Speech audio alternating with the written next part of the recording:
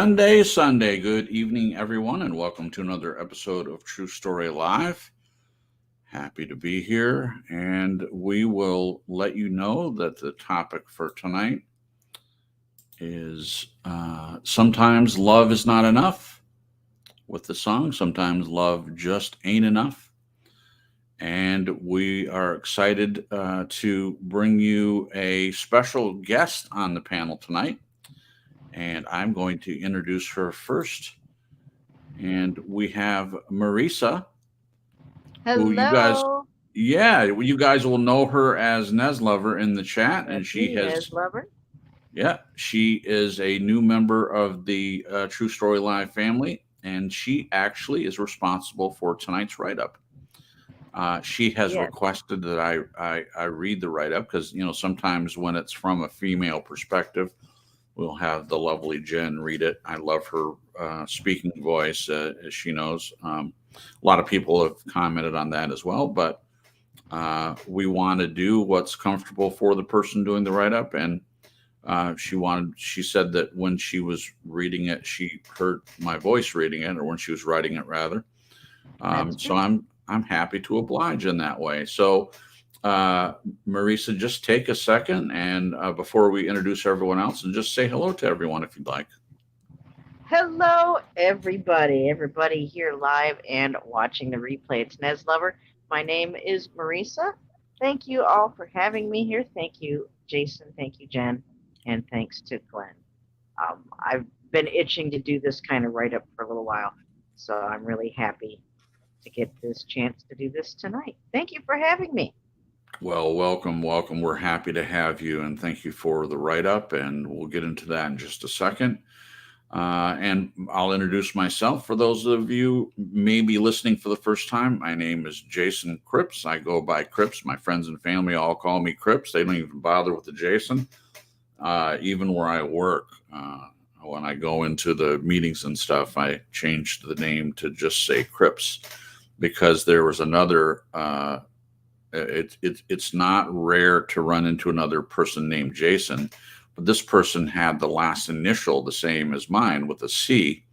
So people are getting confused which Jason C it was. So I just changed the whole thing up. So that's anyway. I am the host of the broadcast, but I share the panel with uh, this time three other very interesting people.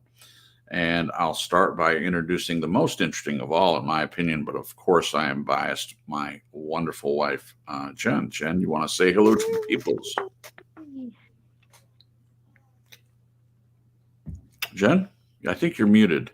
She's muted.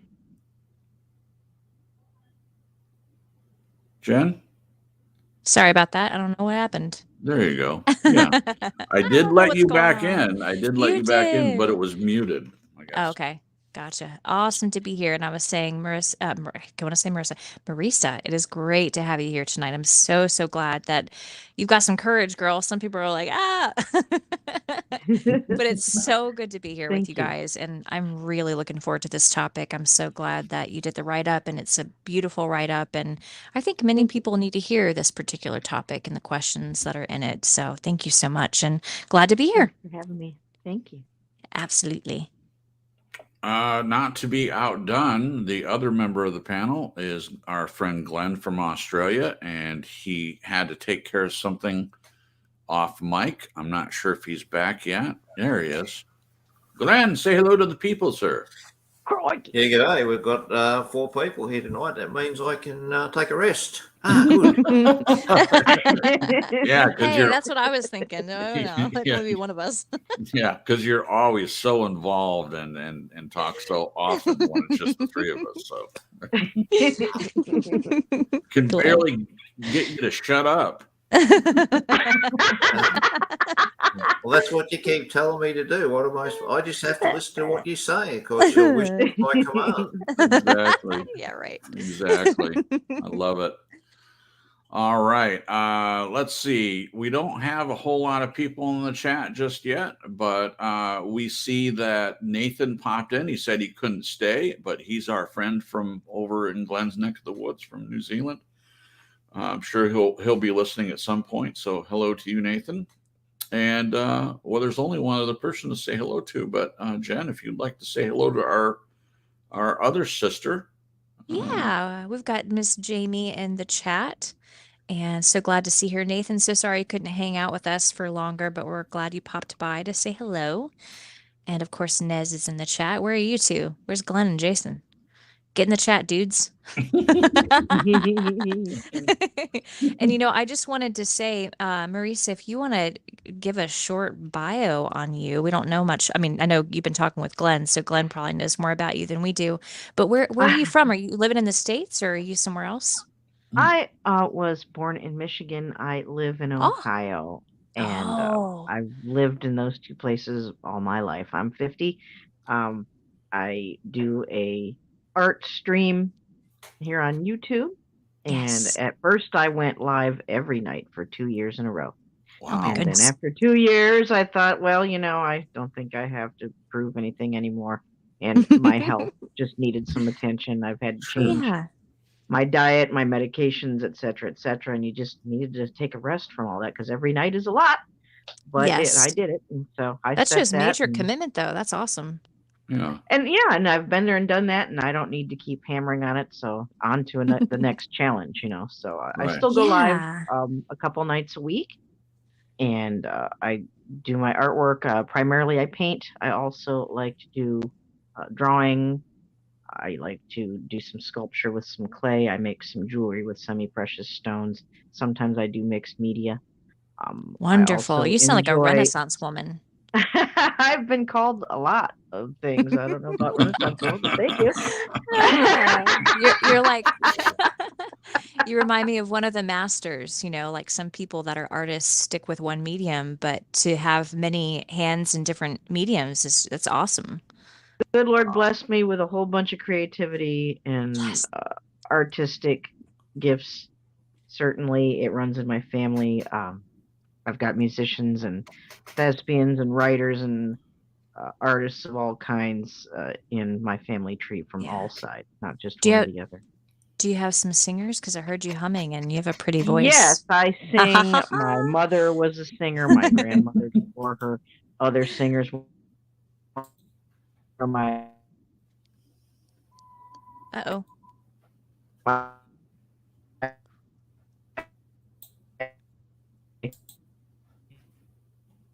You're freezing up a little bit, Marisa. I think My mother's oldest sibling. He is a lounge. Uh-oh, it's buffering. Oh no! Oh no. Okay, you're back. Are you I'm here. I'm okay, good. good. Yeah, sorry. We wanted to hear everything you were saying and it was roboting out. yeah. Oh, sorry. Start again. Now I don't know if because I don't use any camera. Does the camera cause buffering? I wonder. Is that a thing? I don't It know. just happens. Okay. I live stream using my phone, and Okay. 98% of the time you're good. Sometimes it will do this. And it's a weekend, more people are online, so I Okay. run into more buffering on the weekend. So Okay. Well, I'll try sorry to about let you know if it's happening because we don't want to miss anything you have to say. So if it happens again, I'll just that. Okay. politely Okay. mention it. Anyway, please repeat what you said because I don't think anyone heard. I just was saying, I have a lot of creative people in my family from all sides. People who That's sing, awesome. people who play music, people who've been in theater, who've done a lot of writing, uh, people who are artistic. Certainly, one of uh, my mother's uh, uncle, her father's oldest brother. He was. I never met him. I was too young. He was a violinist in the Detroit Symphony Orchestra, and Oh, he Wow.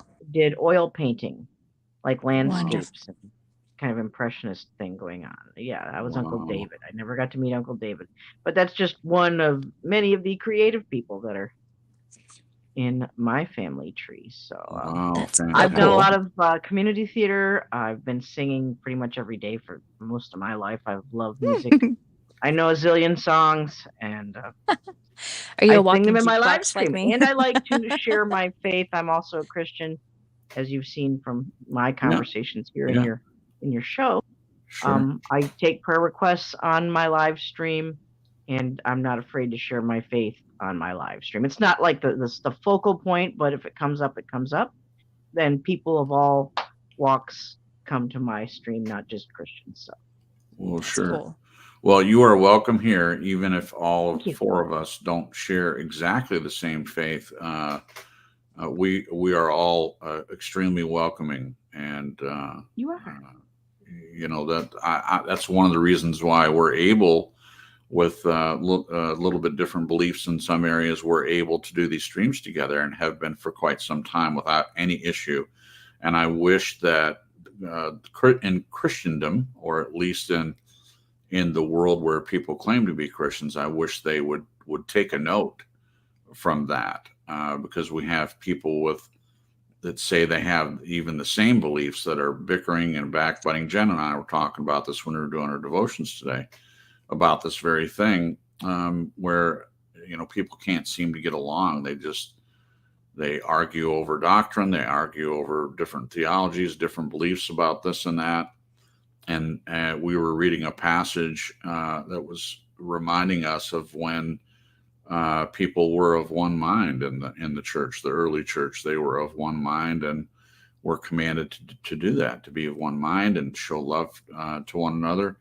And so it's very confusing to me that that's not the case in the world. That people that claim to be Christians seem to be worse than some people in the world, and it's just very frustrating to me. So you're in a good place to be free to say what you like, and whatever you believe is what you believe, and you won't get any fights on this broadcast ever from us about that. So thank you for being willing to share that. And while we were talking, a couple people popped into the chat, and Debbie popped in. Debbie is a regular listener. She usually says something at the beginning and at the end, and I think she's been here for every broadcast. I don't remember her ever not being present. So I jumped over you, Jen, and saying hello to Debbie. Sorry about that. Oh, that's okay. No, you're good.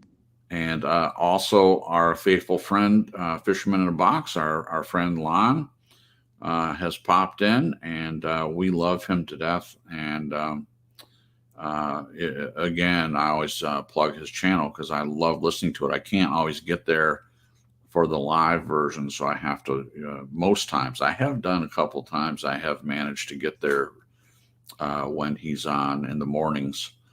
But I go back and listen to all the broadcasts after the fact. And so if you're unaware, so we have two people, Marisa on the channel, if you're into art and things like that, and seeing live streams with someone performing that, or if you have prayer requests, please go over and visit Marisa's channel. And in the same, well, not art. I've never asked Lon if he's an artist, but he definitely is an artist with his voice and the kind of topics that he talks about on his broadcast. So Fisherman in a Box. The name on the screen is the same name of the channel. So go and check him out as well. There you go. All right. So we've said our introductions, and if anyone pops in the chat, we'll make sure and say hello to them as they pop in. But without further ado, I'm going to pull up the write-up. I believe we've covered everything to get started. And before I start, I just want to thank Marisa for taking the time. Partnering with Glenn. This is Marisa's first write-up, at least on this channel, and I'm sure that there will be more. But I was telling her, and we're in Messenger. I was telling her that this is the way I always wanted it from the beginning. I wanted to have people share their perspectives and their stories, and I wanted to read them live. That was the whole initial premise when I started on Blog Talk. and I couldn't get anyone to participate. I don't know why. It seems like there are plenty of other YouTube channels out there where people are reading, more popular stories, published stories and things like that. And I may even do some of that on a separate channel. But I thought, well, I love stories, and I thought I could get people to send me their stories and I could read them live on their behalf. And it just didn't work out like that. So we had a different format, and it's not that I don't like the format, but I was just sharing with Marisa that that's the way that we set it up. So in this case, we have someone else who wrote a write-up for the broadcast, and it's from her perspective.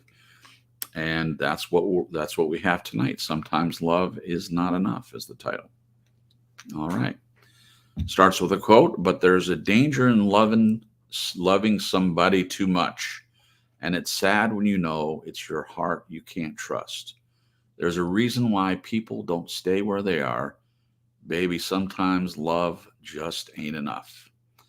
And the link is in the description. Patti Smyth, Don Henley. It's a beautiful version of that song. I listened to it while I was reading the write-up and put it on replay and just kept playing it. It's really a great song, and it's nostalgic for me and brought back a lot of memories from when that song was popular. So thank you for that. There's something wrong here. There can be no denying. One of us is changing, or maybe we just stopped trying. And that's an extract from the lyrics from "It's Too Late" by Carole King, and that link is also in the description. 1967, the Beatles told us that all you need is love. That was something I held tight to as a child well into my adulthood. Amidst the toxic blasts of narcissistic abuse from family, alleged friends, co-workers, and romantic relationships, I remained naive and idealistic enough to believe that John and Paul had that right. I believe I was wrong. I believe that love is essential for those people who wish for a relationship based on closeness, informality, and familiarity. That equates to love being to care for and about a person, wanting what's best for them and wanting to spend time with them. Love simply is not enough of a reason to stay in said relationships. Love is but one of the components of a healthy relationship. What are those other things besides love? Respect. Non-Christians can find value in treating others as they would wish to be treated. The golden rule is still as golden as it ever was. Christians have been commanded and admonished in Scripture many times to whatsoever you would that men should do to you, do ye even so to them. For this is the law and the prophets. That's from Matthew 7:12, King James Version. As well as, let nothing be done through strife or vainglory, but in lowliness of mind let each esteem others better than themselves. That one's from Philippians 2:3, also King James Version. When there is no respect between two people in a relationship, that leaves the door wide open for all manner of trouble: lying, cheating, stealing, abuse, apathy, anger. The list goes on. Many times I have loved someone in my heart as a family member, friend, or romantic partner. I could feel that love in my heart well up. Suffering heartbreak after being treated without respect, I could not understand how someone I love so much could hurt me in the ways that they have. This led to a lot of introspection and self-reflection. It also led me into shame and guilt, gaslighting me into believing I deserved it. It took many years to realize that my love alone was never going to be enough. I am not the only person in the relationship that needs to have both love and respect. I must be ready and able to give and receive that love and respect, or it is a no deal. As far as romantic relationship is concerned, in addition to mutual love and respect, there also needs to be a shared goal or vision. a very palpable desire to work collectively towards the same end. Are there times when we are more prone to compromise? I confess that I have indeed compromised and stayed. My motivation was primarily out of fear, being alone, starting over, going through what it would take to leave, what the unknown might look like. Can there be times when both love and respect are present from both sides in a relationship and it be still not enough? What other factors can come into play that can cause a loving and respectful relationship to still not work? In my experience, it tends to happen when two people have different values and opposite personalities. Of course, that is not to say that opposites cannot attract. Qualities we may find attractive in a person may not necessarily mean they are good for us in a living situation. Some people seem to find it difficult to accept the amount of responsibility required for a constructive relationship. This leads to the question, why might we be attracted to people who are not good for us? Wow. Sometimes love and respect leads us to part ways without becoming mortal enemies. Many couples out there function better as friends than they ever did as lovers or spouses. This rings true for me and my daughter's father. What are some important questions we must ask ourselves when evaluating the status of a relationship we are currently in or are considering? Firstly, I would ask myself if the other person is allowing me to be myself freely and openly without compromising my core beliefs and values. I would ask, does this person cause me to produce good fruit or bad fruit? Most importantly, how does this relationship affect my relationship with my children? If a person is good for me and good to me, but not interested in being a good parental role model, then that is an instant deal breaker. Love and respect are not enough. I hate to admit it, but I was wrong. And so are John and Paul. Love is not all we need. Thank you to Jason, Jen, and Glenn for inviting me to do this. Well, you are certainly welcome. Beautiful. Marisa. Beautifully done. Thank you.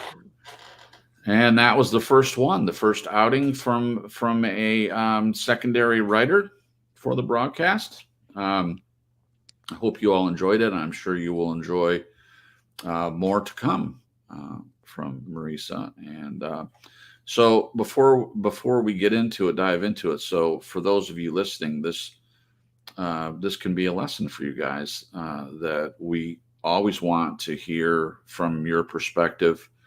And maybe not everyone is accustomed to doing a write-up sort of thing, but it doesn't, in my mind, and I haven't talked this over with my other panel members, but, you know, I would be thrilled to read poems. I would be thrilled to read, handwritten, just like testimonials, or it doesn't have to necessarily. I mean, this is the pattern that we use, the way that this has been written.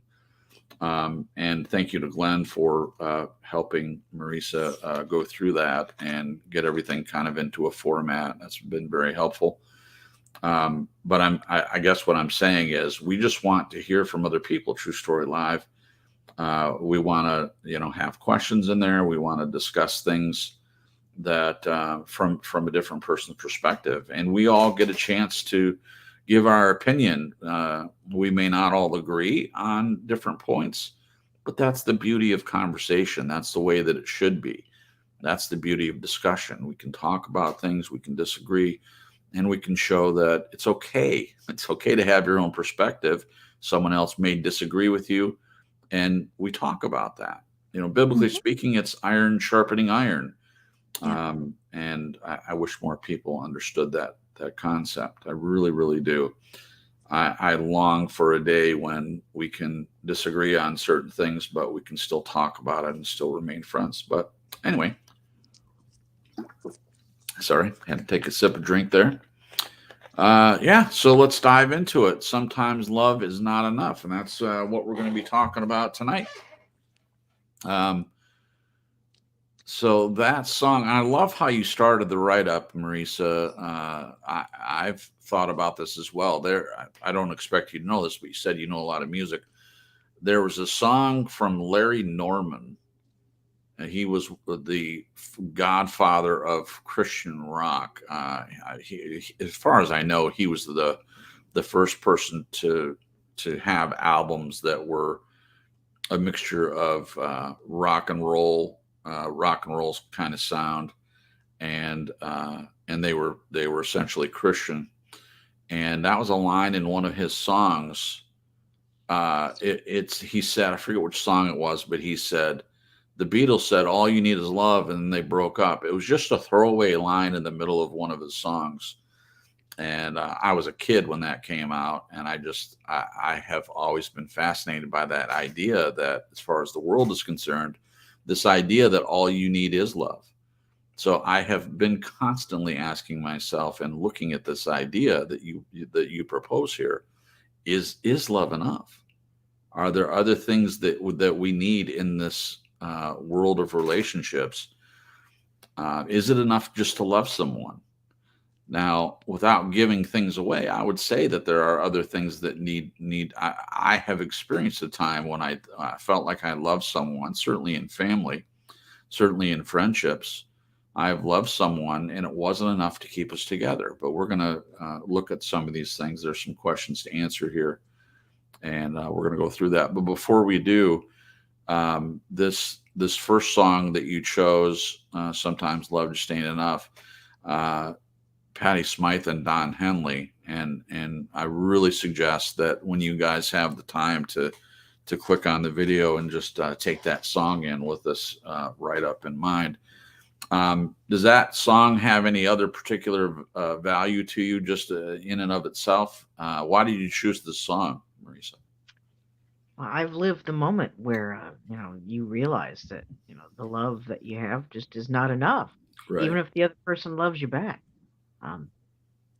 Especially when there's children involved.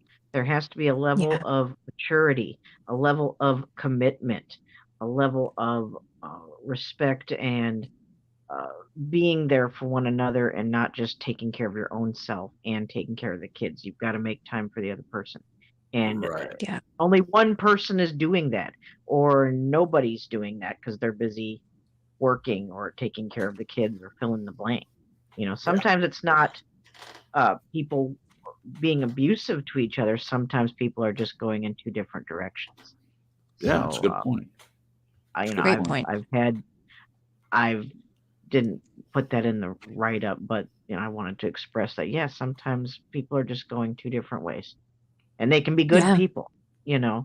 Right. So Right. I feel Thank like you. I'm blabbing. Somebody else, please. You're No, you're No, that was you're great. not blabbing at all. That's what we want. We want to hear from you about these things, and normally it's just the three of us answering questions, but I'm going to give you an opportunity on each one of the questions, or whatever topic, or whatever part of this that we talk about. You're going to get a chance to have your voice heard too, and that's one of the reasons why we had you come on the broadcast tonight. So you definitely get a chance to do that. And as I Now, was going to say too, your perspective and what you've been through is so incredibly important for people to hear, because you never know who's listening, and there might be people that can really benefit from your experiences and what you've learned, but also to not feel alone. Even from the little snippet that you've already shared, I'm like tearing up. yeah, So, You never know who you're going to reach, just yeah. because you can't fathom it.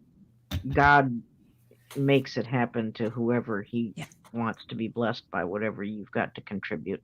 right. So, Yeah. yeah, you never know. You never know. That's an There's going to be excellent people point. watching the replay, who Right. benefit Yeah. from what you guys do. I believe that. Yeah, thank you.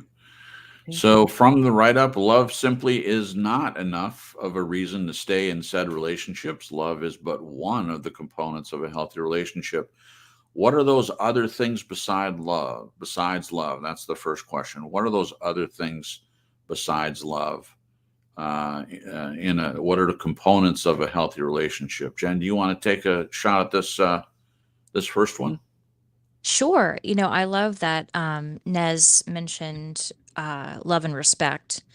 and also going the same direction. And I think in the write-up at some point near the end, she mentions what I was going to bring up is shared values and like core beliefs. Uh-huh. I feel like in my situation with my last marriage, and actually with friendships as well, I just didn't have that foundation. I wasn't ever thinking about, no one ever taught me that that is something very valuable to have when you're in relationship with people.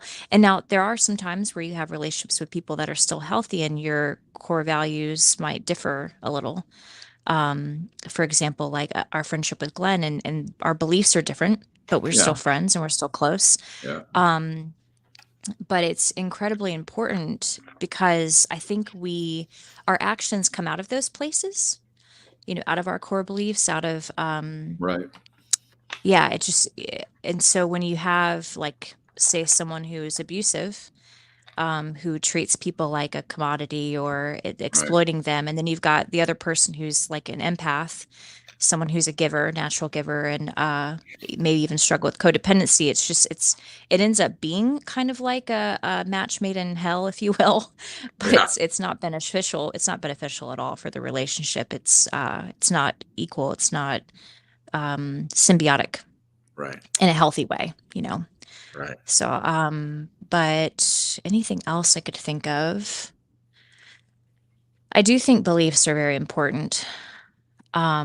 Having the same beliefs, I know with us being believers, not all of us, but some of us, Yeah. and how you think of being unevenly yoked. I walked through a situation where I was not evenly yoked with someone. Right. And I've had friendships like that too, but the marriage was really difficult. And I could go on about that, but I'm not. But it made things very, very difficult because just even with that particular subject, that particular thing, we weren't going in the same direction as Nez mentioned. Right. And so it was always like, I think he was trying to pull me down one road and I was trying to pull him down another road. And so Right. there was always this, um, not fighting. I mean, there was fighting, but you know what I mean? There was always this struggle. It was always there. So that was really rough. Well, So I think that's important. yeah, very important. I would have to say that where your ex is concerned, there's a whole cornucopia, so to speak, of components that didn't work. There's more than one. Yeah. So Oh, yeah. if you're looking at trying to find ways to answer this question about components that don't work, I mean, you have plenty to choose from there. I'm going to go last on this one, but we'll go to Glenn next. Glenn, I know you're going to say this is it's ambiguous, not ambiguous. What's the word you always use for it? Nebulous.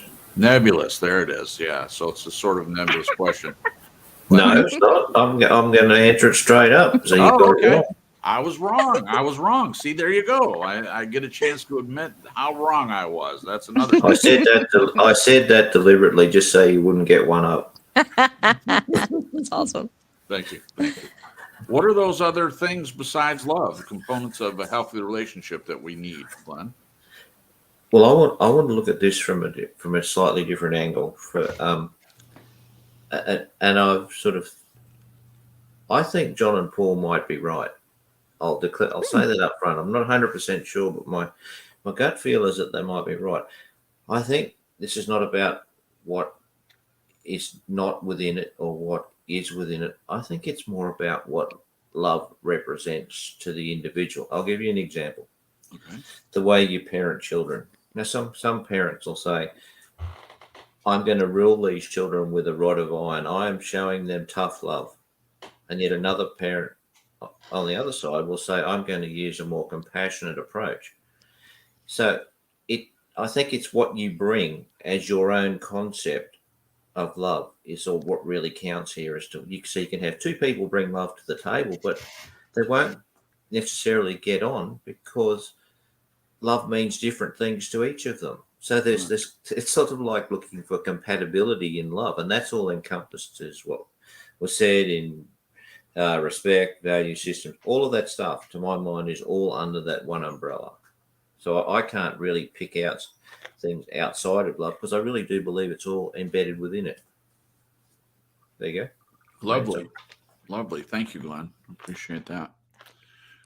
Marisa, why don't you go? I'm going to go last on this one. I know you mentioned in the Right Up Respect. You can talk more about that if you'd like, or mention whatever you want as far as the components. Do you agree Thank with you. what Glenn said? Actually, for the most part, I do. Glenn, I get what you're saying, and for the lack of room, I couldn't go there and say it the way you Right. just said it. And from a Christian point of view, God is love. So when you look at it that way, sure, John and Paul had it right, because all we need is love. God is love. Yeah, I can get there and go there with that. But everything else falls under that umbrella, just like Glenn said. So then either it is or either it isn't, Glenn. Is it enough or is it not enough? If it was enough, if they're both bringing love to the table, then love means one thing to one person and something else to another person. So that tells me it's not enough. If two people bringing love to the table that they're each interpreting their own way, I'm going to have to, backhand this one over the badminton net to you there, Glenn, and go, well, is or is it ain't, what? So there has to be something else to connect that love, a common goal, a common interest, common values, something, an equalizer, call it, if you will. But okay, I'm going to shut up and you guys chew on that. Go ahead. Love it. Thank you, Marisa. I appreciate that. That's great. Glenn, do you have a comment you want to make to her comment before I go? Yeah, I thought it was a fair comment. Maybe I just saw that it's like saying that love is enough, but you also require compatibility within that definition of what love means to each person. I think we're all on the. I think it's understood what I'm saying, but I do agree that Nez has a point. It's a tough one, but what can you say? I think they're both fair points. Yeah, and I'll just say really quickly. So when we post these things onto YouTube, there is a limitation of 5,000 characters, which to me is not enough because we want to post the whole write up. So I can't tell you. I mean, Glenn and Jen both can tell you how often we've had to cut things out of write ups. I don't use Twitter. I have a Twitter account, but it's kind of like there's some advantages to keeping some people limited to a few words. But on YouTube, when we're doing these broadcasts, what Marisa was saying was she didn't have room to put it in. That's what she meant. It does limit us, so we have to condense the actual write up. Now, what we usually do, if there are other things we want to mention, we still get it in the conversation, but as to what gets posted on YouTube, we are limited there. So that's what she meant by that. So all right. So I like what everyone has said, and I think we all are in many ways on the same page about this idea of what other things besides love. I definitely agree with certain types of compatibility. And I agree with Glenn that each person brings their own concept of love to the table.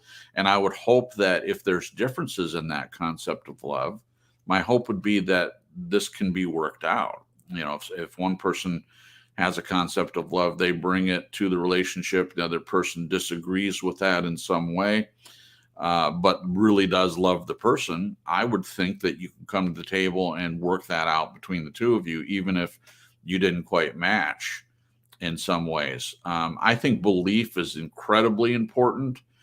I have seen a lot of relationships implode because of not believing the same thing. I'm not saying it can never work. I'm not saying that.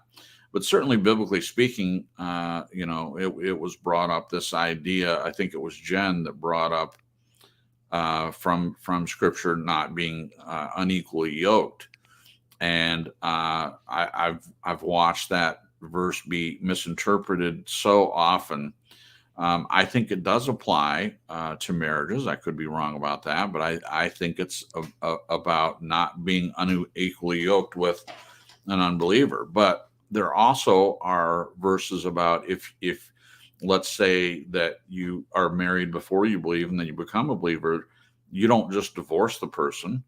So there are verses that talk about, that your witness in many cases can bring light to the relationship and light to the other person. Certainly not saying that if there's abuse, as we've discussed on many broadcasts, that when there's abuse, it's not a reason to stay. I'm just saying that it can play a huge part in the way the relationship plays out. So beliefs are important. Morals and values are part of the relationship. I mean, they should be part of the relationship. So if you have morals and values that don't match the person that you're with, not saying it will never work, but it certainly makes things difficult if you don't share those things.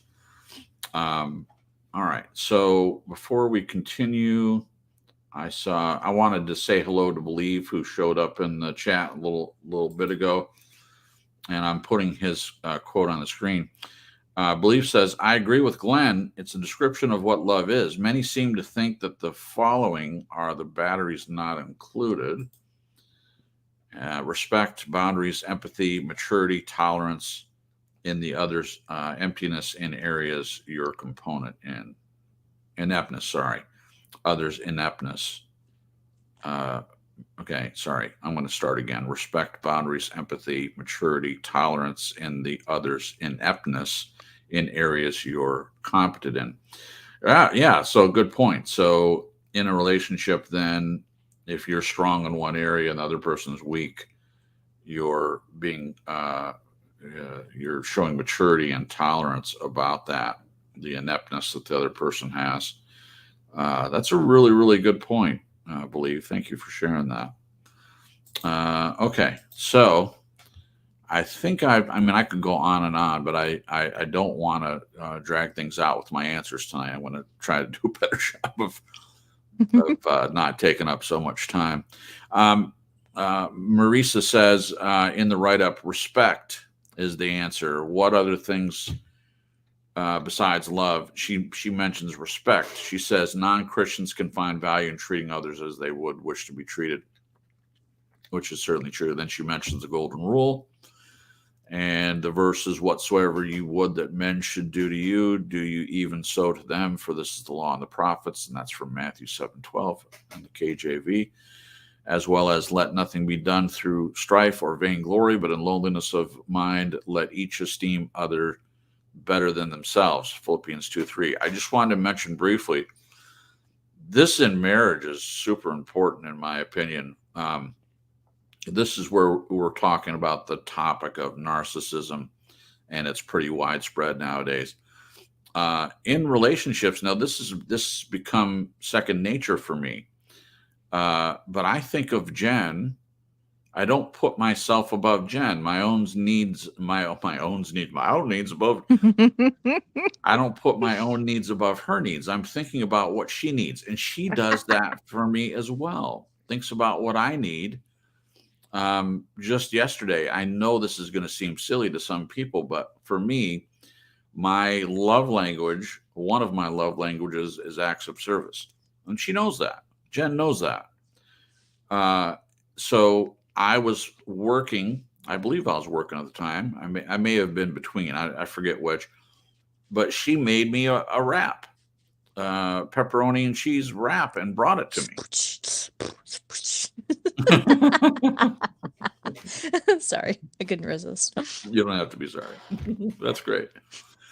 And it was meaningful to me that I didn't ask her for it. I didn't say, hey, babe, can you make me a wrap? She made it for me and brought it to me. She may not have wanted to. I mean, obviously she thought of it and she did it. So in this place of esteeming others better than themselves, I mean, that fits into that category. She's putting her wants and needs aside and thinking of what I might need and giving that to me.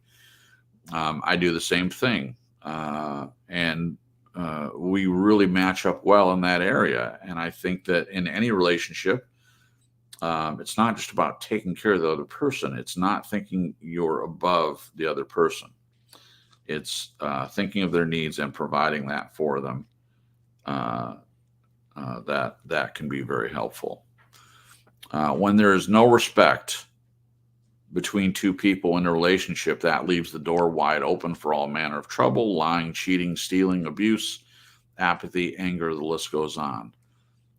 She continues, many times I have loved someone in my heart as a family member, friend, or romantic partner. I could feel that love in my heart well up, suffering heartbreak after being treated without respect.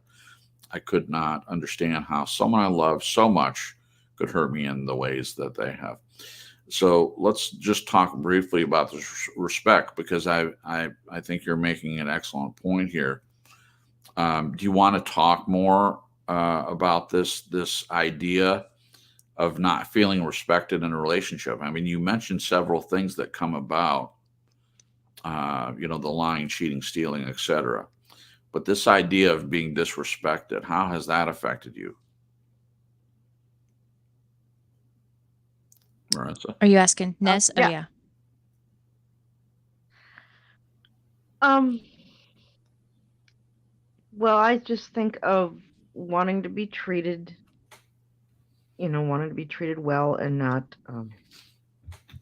abusively. Like, I've run into that a lot. Right.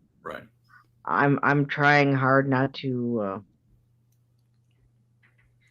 I'm thinking of the mistakes that I've made. Really, I'm sorry, but my mind keeps going back to the past of things that I wish I would have done then. Oh, sure. This whole Yeah. topic has been waxing nostalgic for me. So I'm sorry. That's not a bad. No, you don't. No need to be sorry. I understand.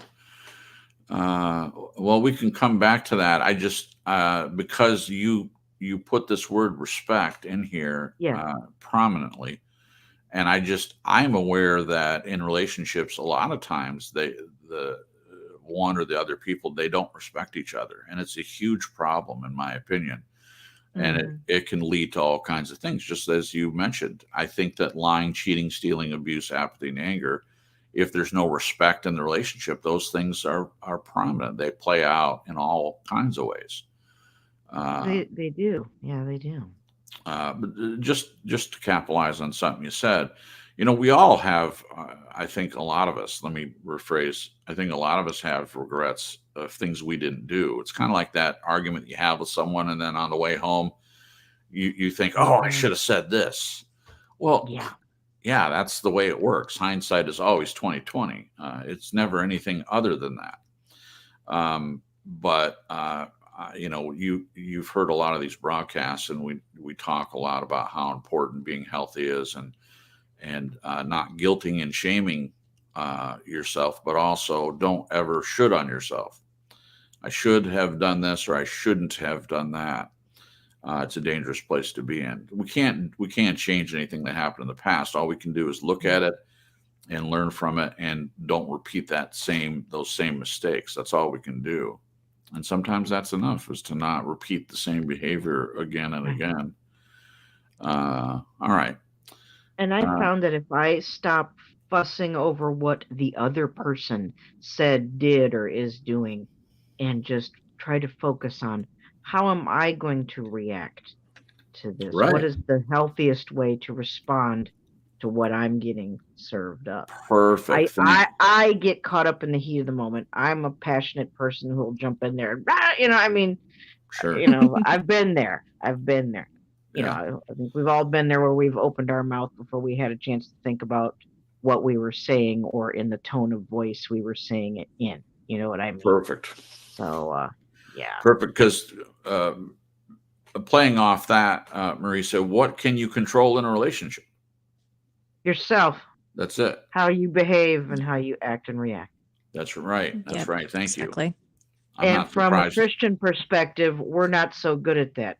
We need God's help for that. We need the Holy Spirit to give us the wisdom and the strength and the words and the guidance, so we don't mess this up. Trying to do it in the flesh doesn't work out so well for us. That's correct. That's correct. I agree with that. All right. Thank All you. right, I'll shut up. Go ahead. No, you don't need to shut up. No problem. You're so fine, Ned. Don't worry. Thank you. Yeah. Yeah. So let's see. Let's read. Okay, Jamie. Jamie says exactly. My pastor likes to call it talking before your words have had a chance to get sanctified. That's good. I love that. And then just a couple comments. Jen says, "LOL, I'm full of shoulds." I mean, we all are. It's a difficult thing to. It's a difficult thing to Oof, stop it's a tough doing. one. And then Glenn said, "No taking second best until something better comes along." In my opinion. Well, that's a good point too. All right. All right. All right. So we're going to move forward here. Just a second. Let me pull it back up. Okay. This led to a lot of introspection and self-reflection, which is always good. I'm adding that in there. It's always good to have introspection and self-reflection. That's the only way I can think of that we grow and we don't make those same mistakes if you're looking at who you are and taking responsibility for your part in something in a relationship that didn't work, because it's very, very rarely just one person's fault. I think we can all find, at least I can in my past relationship. Yes, it was mainly her fault, but there are always things I can learn about my own behavior, because that's all I have control over. I can't control what someone else does. She continues, it also led me into shame and guilt, gaslighting me into believing I deserved it. It took many years to realize that my love alone was never going to be enough. I am not the only person in a relationship, there it is, that needs to have both love and respect. I must be ready and able to give and receive that love and respect, or it is no deal. Did I miss a question here? Just a moment, guys. Sorry. No, I didn't. Okay. All right, here we go. Are there times when we are more prone to compromise? Okay, so the phrase before this, or the sentence before this, as far as romantic relationship is concerned, in addition to mutual love and respect, there also needs to be a shared goal or vision, a very palpable desire to work collectively toward the same end. So then the question, are there times when we are more prone to compromise? What do you think, Jen? Ooh, yeah. Yeah. Yeah, I think I think we've mentioned this before, you and me both, but like, me jumping into my first marriage, I was kind of a baby Christian, so I didn't really, I thought I was hearing from God and I thought it was God's will, this person Right. that had come across my path, but I had no idea what that meant. Right. And it was, my decision was based out of a fear, thinking that this was it, like no one else was gonna want me. And Wow. so I Wow. jumped into that relationship. What the question again was, because there was something else I was gonna say. What was the Yeah. question again? Oh, Are there times when we are more prone to compromise? yeah, and even staying was a compromise, Yeah. against myself. Totally. And that was also based out of fear of being alone, fear of starting over, fear of what people were going to say if I got divorced, fear of what people were going to think. Um, Even, and I think I probably for a while had more fear of what me leaving was going to do to my ex than what staying was doing to me. I felt very, very, very, I cannot emphasize that enough, very responsible for him. And I kept getting mixed messages, like, he would make comments about how he does all the work with our business and, things like that. But then he'd make these other comments, like if I tried, there's one time I tried to get another job because I just being around him, we were together all the time, Right. working together. It just was getting to be too much. We were fighting all the time. And he refused to let me get another job and said it wasn't going to bring in enough money and he couldn't do this job without me.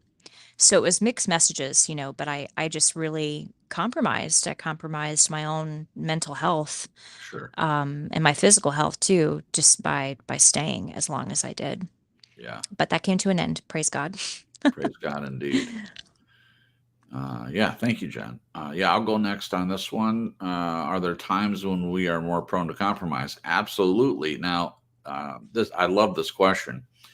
This idea of compromise, I think we're raised to think that we should compromise. And now, don't get me wrong, I do believe that there should be certain things that we are able to compromise. I mean, these can be these small things Like what kind of toothpaste. If you're going to share the toothpaste, I mean, you could each get your own kind. You don't have to like agree on a toothpaste to use. But this is just an example. We can compromise on things like that, and that's not a core belief or value, in my opinion, that changes the dynamic of a relationship. Deciding to where to go on vacation. Are we going to go to your parents for Christmas? Are we going to, we can switch off. There can be compromises like that all over the place. But when it comes to the relationship, what we compromise on when it comes to the morals and values and the things that we hold dear, the core things in us, that's where when we compromise those things, it's a slippery slope and can cause all kinds of problems. So are there times that we're more prone to compromise? Yes. And it's not all bad. Compromise isn't all bad. But as I said, I grew up with people saying, you got to learn to compromise if your marriage is going to work. I heard several things about marriage. The first was that marriage is tough and you have to, commit to it, which I agree. You have to commit to the relationship, but that's not what I have found to be true. It's not this marriage, at least this marriage I have with Jen.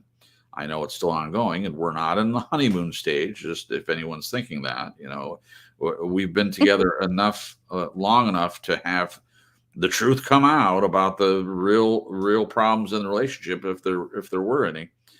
But I haven't found it difficult to be in the marriage, and things haven't been rosy financially, certainly. We've had, just like the rest of the world has struggled with the virus and all the things and the shutting down of stuff. It hasn't been easy financially, but we've been able to get through it without any problem. Our relationship was not affected by external things. And that's not the case for everybody. But we haven't had to compromise our core values, the things that make us who we are. We haven't had to compromise those things. And in my opinion, we shouldn't ever compromise those. It's extremely important to be with someone in a relationship, especially a marriage relationship, in my opinion, to not compromise who we are. Other things, toothpaste, toilet paper, what color to paint the wall. Those are all ways that we can compromise that don't affect us. It shouldn't cause a huge problem in the relationship if we compromise on those things. But compromising parts of who we are, that's where the danger is, in my opinion. All right. Okay. Glenn, you're up next. Are there times when we are more prone to compromise? What do you say about this one? I say there's a huge difference between compromise between two healthy people and compromise between two dysfunctional people. Ooh. So with that being said, oh yeah, I've been that. I've done the second one, totally dysfunctional. Right. And I found that my willingness to compromise in those unhealthy situations was directly proportional to my level of dysfunction. So wow. Does that make sense? Sure. In other words, when I was really in a crap place, I would basically just do whatever was necessary. And I can chart a progression of coming out of that situation and just going through a time frame of where that started to turn around. It took practice, a lot of practice. Yeah. Then you get to the end point where you say, no more compromises of myself at all in right. that sense. Right. I won't compromise any of this stuff. I'm not going to do dysfunction, but I'm going to take my compromise with a healthy person, and it's going to be great because that's an absolute necessity within a healthy relationship. So, beautiful. There you go. My answer. Thank you, Glenn. I love that. Thank you. Marisa, if you wouldn't mind, are there times when we are more prone to compromise? What do you say? I think when fear creeps in, when we know we're unhappy and we may not know all the reasons why, but we know something's not right, and we all know that feeling in the pit of our gut when something's not right and something inevitably must be done about it. I think a lot of us are intimidated by this or that to move forward and do something to make some kind of change, because nothing's going to change if you 2 and 2 will always equal 4. The only way it won't equal 4 is if you change one of the factors. And Right. now if the factors change, you're going to get the same result again and again. I know I was, you were talking about being motivated by fear. Many of the times I made really bad decisions motivated by fear. Yeah. Right. Wow. And it's not like, particularly from a Christian point of view, it's not like you're never going to feel the emotion of fear. You do feel those things, but it can't be the reason that grips you and paralyzes you from taking action. Beautiful. And that's I tried to convey that last time we talked, and I guess I flopped really bad. But Oh, anyway, no, I wanted to I make don't. sure I brought that point up. Yeah, I mean, there's going to be fear, but if we let it grip us and paralyze us, then that Right. becomes a weakness. And only with God's help can we get through that, in my opinion. Beautiful. So. I see what you did there. So you weren't but you weren't on the panel, and so you waited until you waited until tonight Some to. things need to be spoken and not I written love it. clearly. So. I love it. Thank you for clarifying that. And I Thank you. completely. Good answer, Glenn. Good answer, Glenn. Yeah, that was a good answer. Okay, did we all answer that one? Yes. Okay, so I'm going to read a comment from our friend Jamie. She says, when we have to compromise who we are or what we believe or our values, then it's a deal breaker. Simple compromise is necessary to get along. So thank you, Jamie. I would agree with that. Let me just check and see. Well, Belief has a question. I didn't read this ahead of time, so I don't know. Oh, it's off topic. Off topic. So Okay. it was just he was keeping it in the chat. Thank you, Jen, for saying that. And one thing I was going to say, because Nez and Jamie, can you guys hear me okay? Because I had to take my headphones off. My phone was dying. Okay. Hear you just fine. They both mentioned about you can't make a narcissist happy. And that's a very difficult place to be in when you are compromising, because you're in this codependent relationship and you're trying to make things better because you're being hurt, spiritually, emotionally, sometimes physically. And you're compromising parts of yourself. I mean, yeah, it can be spiritual or moral or values, but I think something that is across the board with people that have been in relationships with narcissists is you're compromising parts of yourself. And I think this is one of the reasons that kind of erasure happens, like self-erasing, because it's almost like you're, like, say if you were a cake and you've got this monster that's hungry and starving, which is the narcissist, you're taking chunks of yourself and throwing at its open mouth that's raging out, trying to get it to be full, and nothing works. So you're just completely pulling yourself apart and dismantling yourself in a way to try to make this other person happy because it's affecting you so bad, but you're harming yourself in the midst of that. You're trying to get okay by doing that, but it's still harming yourself. So that's a big compromise. Yeah, I would agree. Thank you, Jen. Appreciate that. Okay. I think that's it from the chat.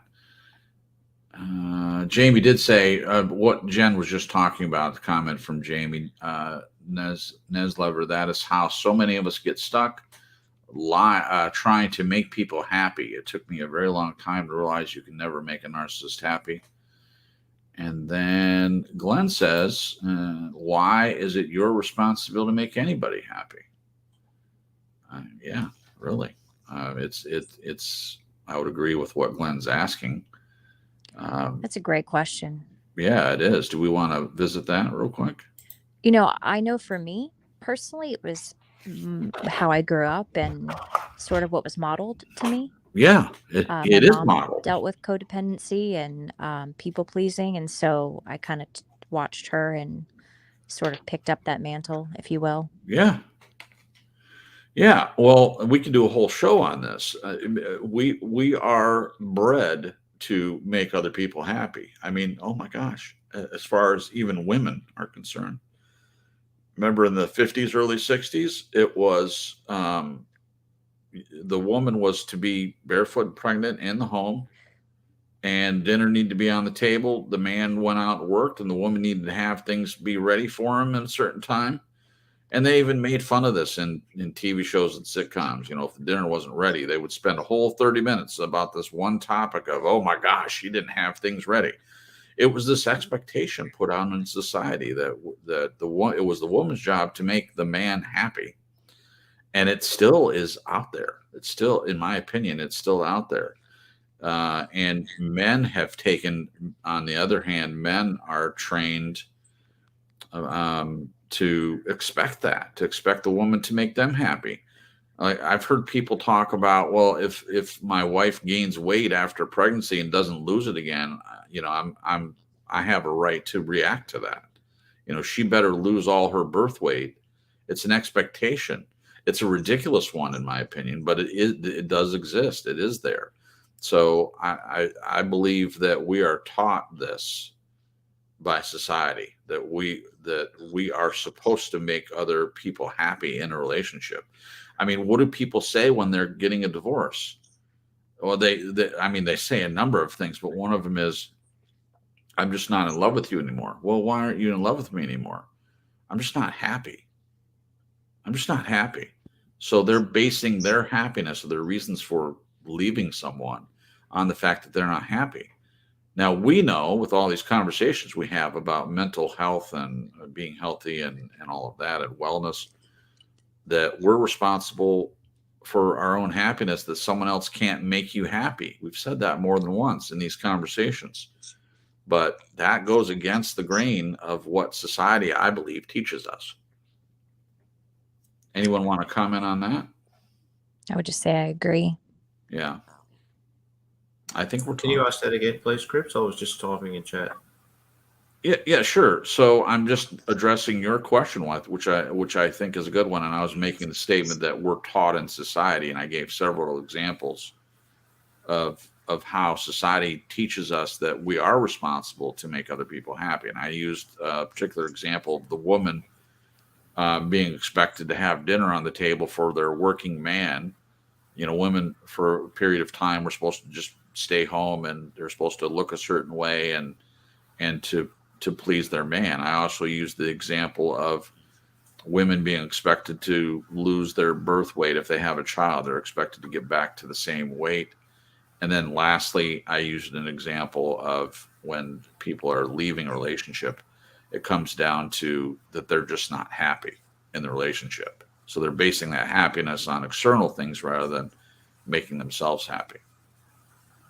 I just asked if you had any comments about what I stated, but if you did. Yeah, all that stuff you said is very convoluted. I mean, if you have an expectation that someone has to do things for you to be happy, well, I think you're so far off the reality train that you need to go and revisit it. That's right.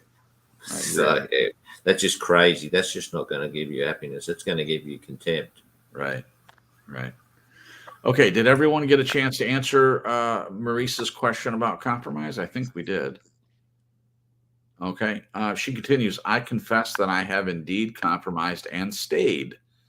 My motivation was primarily out of fear, being alone, starting over, going through what it would take to leave, what the unknown might look like. So then the question, can there be times when both love and respect are present from both sides in a relationship and it be still not enough? So with what she's saying is, with love and respect being present, is it possible that that's still not enough? What do you think, Marisa?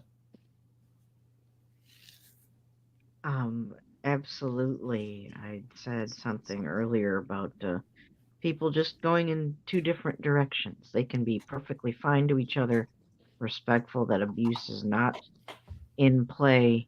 You know, not every divorce or breakup happens because of abuse. Just sometimes people's values aren't the same. They don't have the same goals in mind. One may be more oriented towards being a parent, while the other one, while they're not horrible to the children, being a parent is really the furthest thing from their mind or their agenda. You know what I mean?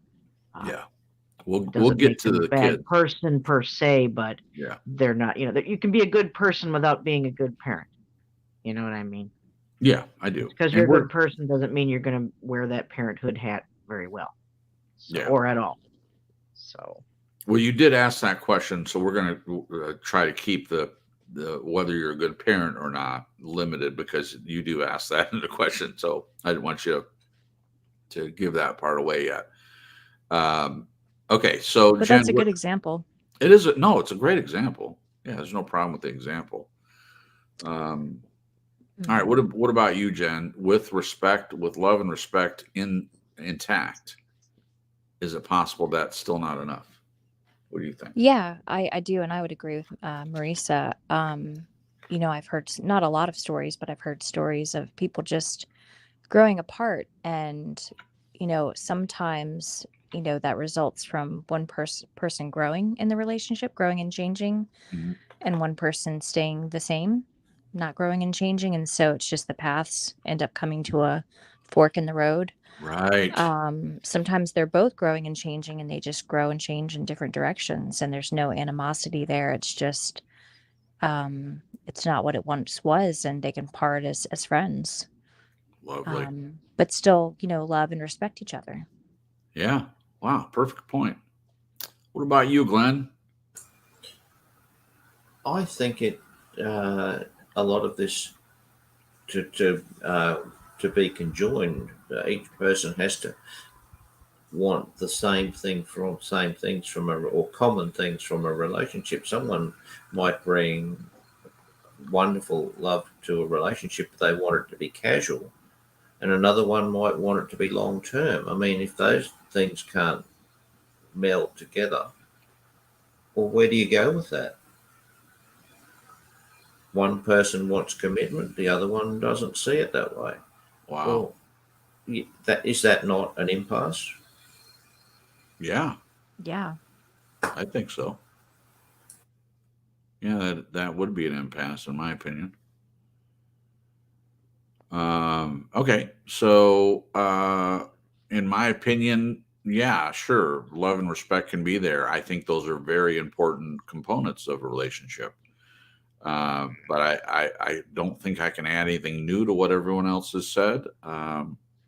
Sometimes I go last and I still might have a different perspective or something else to add. But yes, the answer is yes. There are other things that if they, I like what Marisa says in talking about, you know, different directions or going in different directions. I've known people to break up over kids, you know, like whether to have one or not, just in that, you know, they might start the relationship and they both agree not to have kids, but one of them secretly wants it, or they might even say, well, I really want kids. Well, I don't. Uh-oh, we're at an impasse right there. So the person agrees, okay, we won't have kids. But more often than not, later down the road, they think that the other person's going to change their mind. And so here we have a problem. So that can break up relationships as well. So even if there is love and respect, yeah, there are other things that can take place, or other things, other components, so to speak, that are not present that can cause problems and issues in maintaining a healthy relationship. All right. What other factors can come into play that can cause a loving and respectful relationship still not work? I think that's what we're kind of talking about. And Marisa says, in my experience, it tends to happen when two people have different values and opposite personalities. Of course, that is not to say that opposites cannot attract. So on this part, the part that intrigues me is personalities. Can you flush that out a little bit more, Marisa? What about the personalities? So you're saying, I mean, the different value part, I understand, but different personalities. I mean, I don't know that. Well, go ahead and answer from your perspective. Can you fill that out a little bit more? What do you mean by different personalities or opposite personalities? I think sometimes people can initially be attracted to one another Right.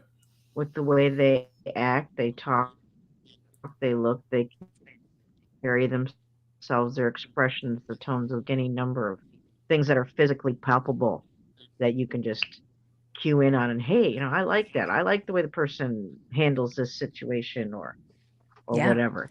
But there are times when those same things can be sources of contention in the same two people Right. later down the road. And I have had experiences where men that like the way I talk, they like that I can carry on a conversation, that Sure. I, have some kind of education and ability to express myself freely and in a confident Yeah, you fashion. do.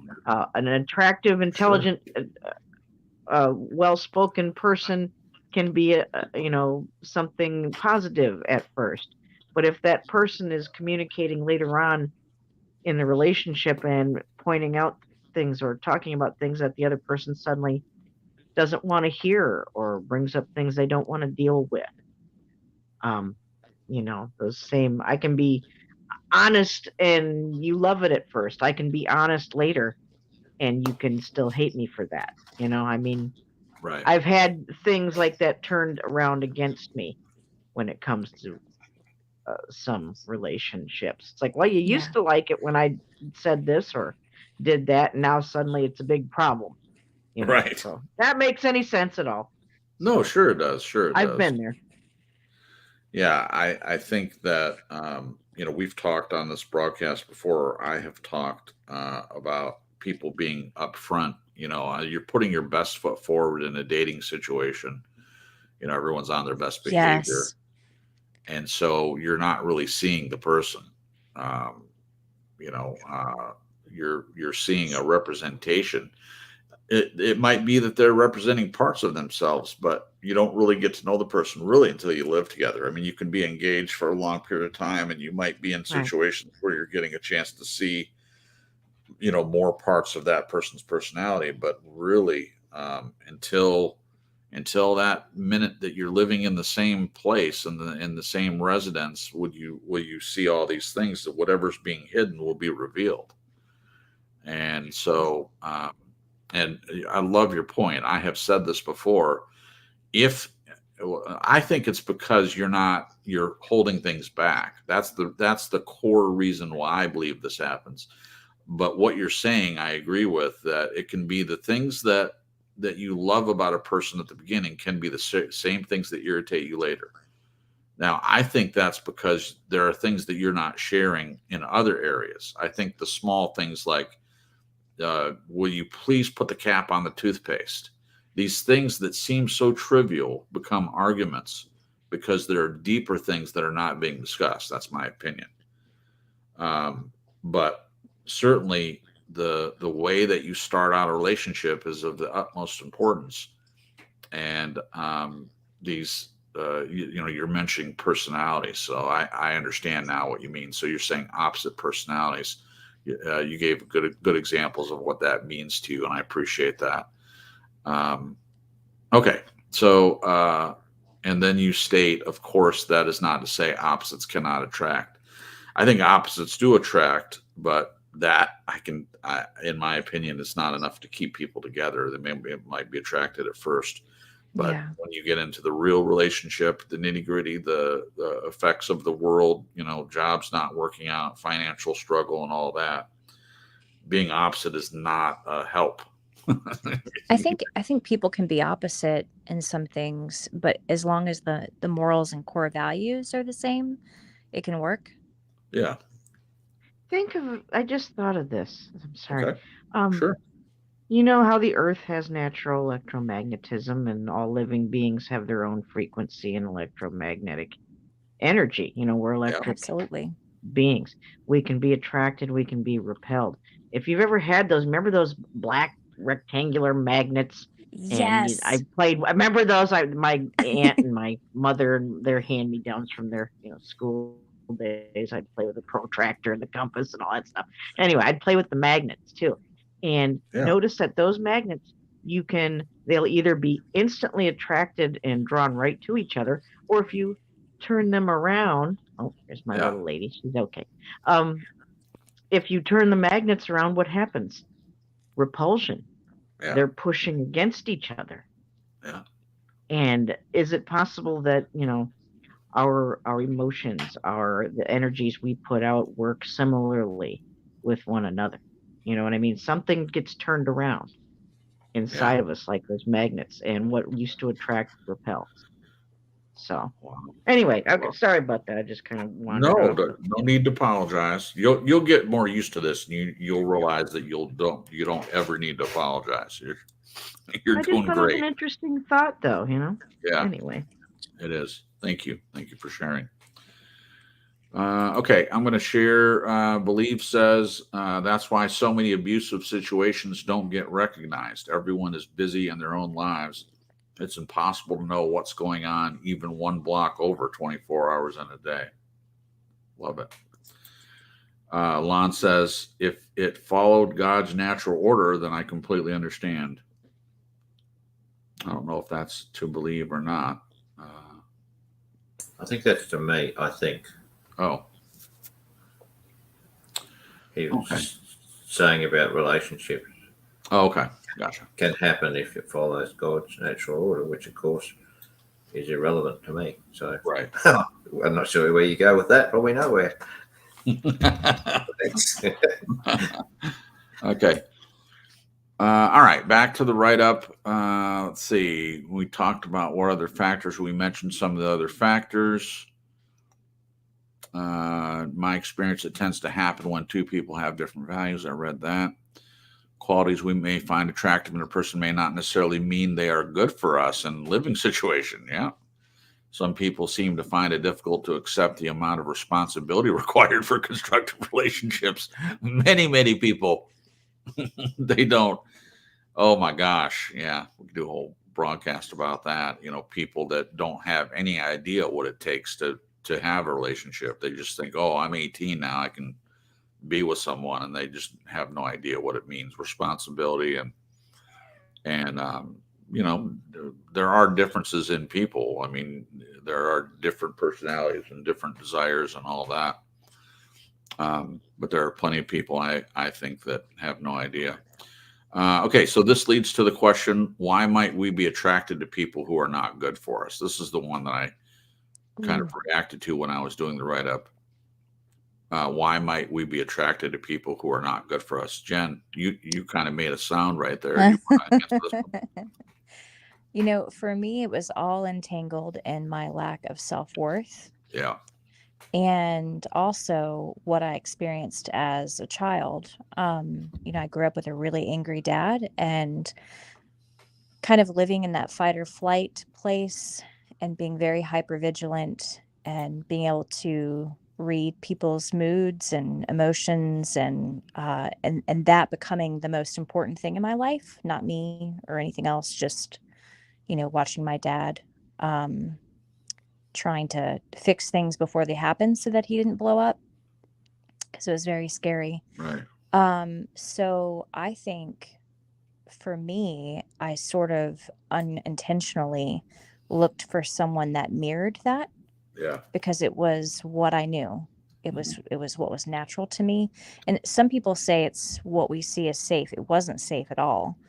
There's another word and I can't think of it, but it was what was, help me out here, Crips.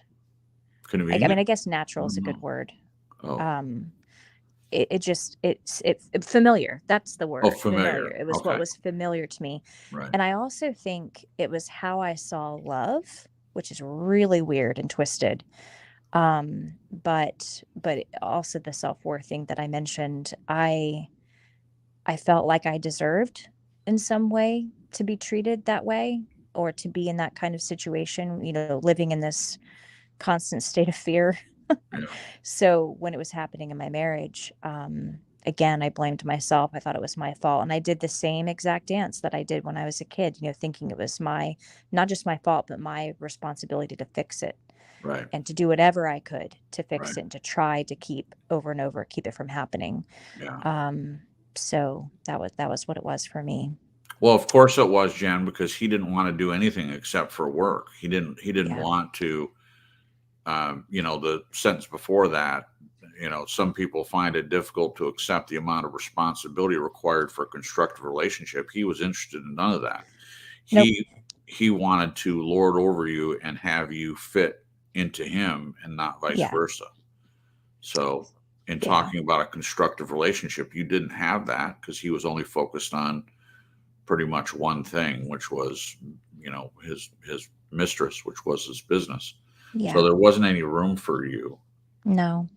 And even in my childhood, there wasn't a whole lot of like, touching and hugging and I love yous and, no time spent with both my parents, having, connected conversation about life and about, just things about myself or questions asked or either or, so the fact that that was missing in my marriage, that also felt familiar, Yeah. because I had never really had that. Yeah. I knew I wanted it, deep Yeah. down, but it just was what was familiar, having that Well, lack. well, Jen, the point you're bringing up is a big one, and I think that people tend to be attracted to what is familiar. I mean, and that's not just relationship. That's the way we're brought up. We want familiar. We don't like the unknown. Marisa mentioned that earlier in the write-up. The fear of the unknown. So we're willing to accept the familiar. It's what we know. Better the devil you know than the one you don't. It's the more familiar thing, even if it's not good. We don't know what's to come. Thankfully, you didn't shy away from the unknown. You were willing to leave what was familiar to you because it was abusive, despite what the future held for you in that way. Yeah. Obviously, it was something much better. I don't have any problem saying that, but Yeah. it's not hard to treat someone with respect and dignity and with kindness. That turmoil too, the turmoil, emotional atmosphere turmoil was very familiar too. The fighting and the, just all of it. And again, it was familiar. It was awful. It was awful in my childhood and it was awful in the marriage too. Right. Right. So, yeah, I think familiarity, even if it's toxic, can be something that would draw you to someone that's not good for you. Right. Agreed. Marisa, you're next. This leads to the question, why might we be attracted to people who are not good for us? What do you think? Because sometimes I think if we think that they ring our bell in a sexual fashion or in a aesthetically beautiful, pleasing fashion, or we like what they've got to say kind of, you like their bank account, fill in the bad reason. Fill in the bad reason. I think we can justify somebody that we're really attracted to initially, justify that bad behavior later on. We're like, well, I can't believe that this person that is so beautiful or so good at this or has all of that and gives it to me or what, again, fill in the blank for the reason. But I think having those superficial reasons help us justify why it doesn't work later on. Yeah. Right. Great point. Thank you. I used to be befuddled going, I can't believe that this person, because this felt so great or that was so great. But then, I used to say about the children or the children's fathers. My children each have a different dad. Right. The good times were fantastic. Right. The bad times were horrific and abusive. And nary the twain should ever meet. If if there's abuse coming up and it's horrible, then how can you have anything good after that? So that's where I went. Yeah. With and my as you probably can children's relate. father. Oh, go ahead. Started out great, things went wacko, and it just was never the same after that. And then I was stuck going, what do I do? This person I love has turned into this monster. I need to start over, get away again. And I was mentally exhausted. I was emotionally exhausted. I was spiritually exhausted. Sure. To have to keep doing that. Yeah. So okay, I feel like I'm just yapping. No, you're great. Good. Thank You're doing great. It is exhausting, Marisa. It is exhausting. All that stuff that you were mentioning, it gets tiring. You can't keep it up, especially when you're dealing with someone that's abusive. And I heard you saying the good times were good and the bad times were horrific. I mean, I'm paraphrasing it, but the horrific times are bad enough. I mean, we shouldn't allow ourselves to put up with that, with abuse from other people. But unfortunately, it's something that a lot of people face in relationships. They get into these situations, and then a lot of times it's difficult to get out of them. What about you, Jen? I had already answered, Oh, but I was sorry. going to add Go I ahead was and add. oh, I Go was ahead going and to add. add with those particular abusive relationships, the sticky wicket is that because there are good times, and I know for me, I can't speak for every person, but I was always waiting for it to go back to the good, Oh, whether it right, was at the beginning of the relationship or the peaks of light that happened, between the right, rages and the fear. Because Exactly. I was convinced that the good person that I saw was who he truly was, but right, in truth, it was actually the other way around. right. The good person that I saw was always in front of other people. Yep, He saved his rage and scary stuff for me when we were alone, right. and I think that was on purpose, and I think it was a choice that he made. Sure, But I sure. just was always waiting for him to treat me the way he treated our customers and strangers, and that was one of the reasons why I kept thinking it was me. I'm like, well, if he's acting this way just around me, then I'm the problem. Yeah, But I do think people that get in abusive situations, they're always waiting for it to Amen. get back to that honeymoon stage. yeah, And then as time goes on, that peak of light gets smaller and smaller, and it happens less and less, and the monster comes out more, yeah, which makes you more desperate for the good times, yeah. Well, we're not going to go into this, but your honeymoon wasn't even really a good honeymoon at all. So you pretty much you walked down the aisle, and there were things about that weren't great. And No, then that your wasn't good. honeymoon was horrible, and then it just went right into what was going to be Right. going on Yeah. for the next 14 14 years. years. Yeah, Went down the toilet quickly.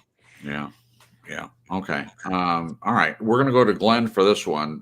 By the way, before Glenn answers, there's a great conversation going on in the chat between Lon and Belief has made a few comments, and Glenn himself. Maybe we need to do a broadcast about this or something. I don't know, but I'm glad it's happening. I'm glad everyone's being respectful, and I appreciate that. That even with different beliefs, as I said at the top of the show, that we can have these side conversations, and that they not devolve into name calling and things. So I appreciate the maturity of everyone involved in that. Glenn, on topic on this one, this leads to the question: why might we be attracted to people who are not good for us? What do you say about that? A very easy cliche to answer. Short. I was attracted to people who were no good for me when I was no good for myself. Oh, wow. It was my issue, not theirs. Right. No. Oh, okay. So they didn't Yeah, have anything to do with it. You're saying that it was your responsibility because you weren't being good to yourself. correct. Absolutely. It was me. It was not. I wouldn't have been attracted to them if I had been good for myself, which subsequently, as we went down the line, that was the case. Right. So, Right. yeah, put my hand up. Geez. So Jen says low self-esteem, and you're kind of in. Agree. Yeah. Absolutely. So That's that spot on. ties into it. If you have low Very much so. self-esteem, and then we can even add Marissa's comment about the magnets. So, instead of repelling, if someone's not good, it may not be a good magnet that you're attracting to yourself, but you're attracted because you may not be in the best place yourself. I love that. I love that it's taking responsibility for your end of it rather than making it all about the other person. Yeah. I was just thinking about that. I really do wonder whether it was attraction at all, or whether it was just convenience. Yeah. Well, that would tie into Jen's familiarity. Whatever it was that was familiar for you and the way you thought of yourself, you just perpetuated the same thing in a relationship. Yeah, but I don't know what Jen thinks, but I think when I was doing that, being attracted to someone who was not good for me, I think inside I knew it wasn't right. I knew it didn't feel right, but I still would do it because that was overriding what my inside was telling me. Sort of, it's like a conflict between your intuition and your head and your heart, sort of thing. Wow. Yeah. Jen, you reacted. Do you want to add something? It just made me think about the feelings that I had. Yeah. Yeah, I would have to agree. I think there was a part of me that was like, no, run. Right. But because I was so used to having the low self-worth and thinking everyone around me was right and I was always wrong because I just didn't trust myself. Right. It was like I went for what it looked like on the surface instead of that small voice inside me saying, no, Yeah. nope. You I shoved a pillow over its face. you did, but you're in a completely different place now. I would Oh, yeah. say you do trust yourself now, and I mean more than that. You're trusting God, but within that, you are trusting who you are in Him, and that's a completely different place to be in. Exactly. Okay, Praise my God. turn. Yeah, this leads to the question: why might we be attracted to people? I love everyone's answer. I agree that self-esteem can play into it, and I have been perplexed by this. I didn't date a whole lot, but I wanted to, but I was waiting and praying for the right person, and I finally have her. But I prayed for 30, 40 years. I started when I was 14, when my parents sat my sister and I down and had a conversation that we should start preparing by praying to God for Him to provide for us a good spouse. And I love that they did that. I mean, you may disagree with that, but for me, I really took it hard. It was a great conversation, and I took it on board right then and there. And we were in Hilton Head at the time, and I went out on the beach and prayed. I prayed for this woman that God had for me. Whether that's the way it works or not, it doesn't matter. That's the way I believed it, and I believe that God fulfilled that. It took a long time, and it may have been my choices that caused that. It may have been other people's choices. I believe they all worked together. And finally, I have this thing that He never actually promised. He didn't answer me when I prayed at age 14. He didn't say, "Well, I'm going to give you this," but He fulfilled it anyway. And that's what I believe. Doesn't matter what other people think. To me, for me, that's the truth. And so in that, in this in between time, between the time that I prayed and the time that it was fulfilled, I saw women. I mean, it's men too, but I'm not looking for men. I'm looking for women.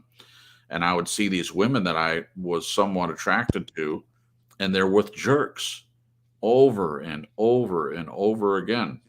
Now, I have a better understanding, and some of your answers are I respond to because I believe that now, or before I didn't understand that these women had low self-esteem, and that's exactly why they were attracted to jerks. I wasn't attractive to them. Although I wasn't the paragon of health, I mean, I was more healthy than some of these jerks that they were with.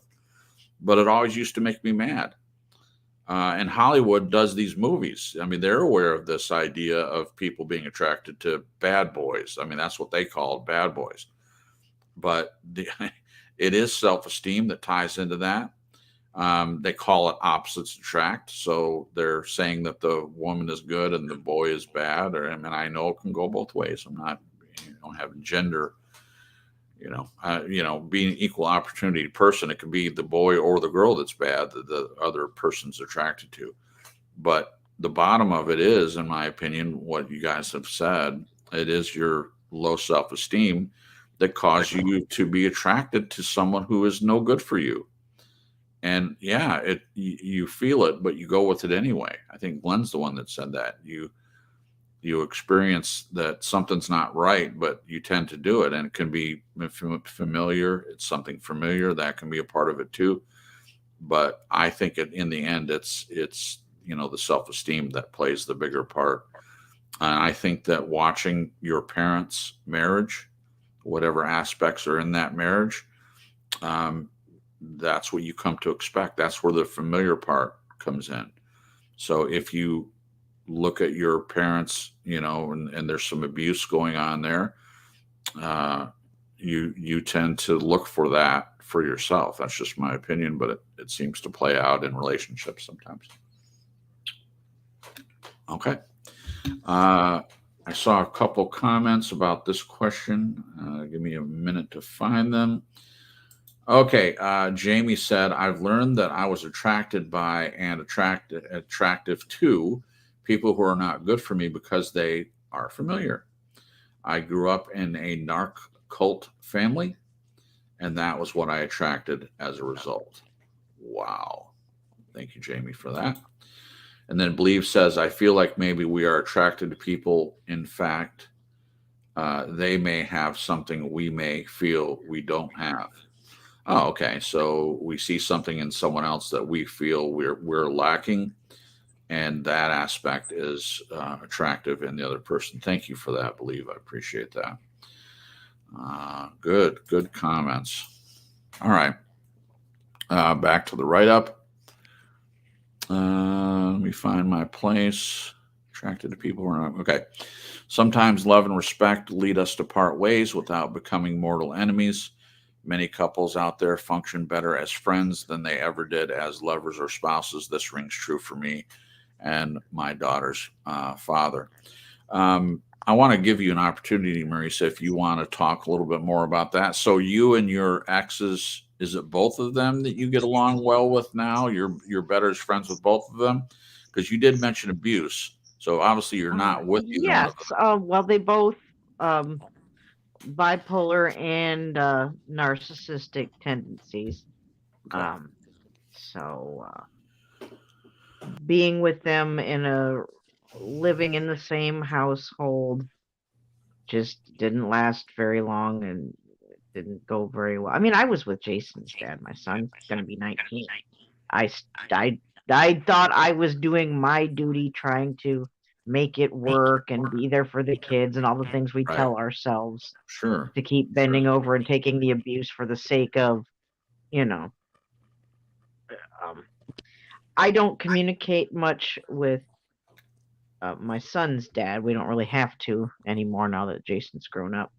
But with Diana's dad, Diana's 8, his name's Rod, and he doesn't have his own place right now. He's living with a friend, and his family's just not very active with Diana. I mean, you can count on how everybody's in the same town, but it's one of those families that don't really see each other very much, even though they're just a mile or two away from one another. It's stupid. Yeah.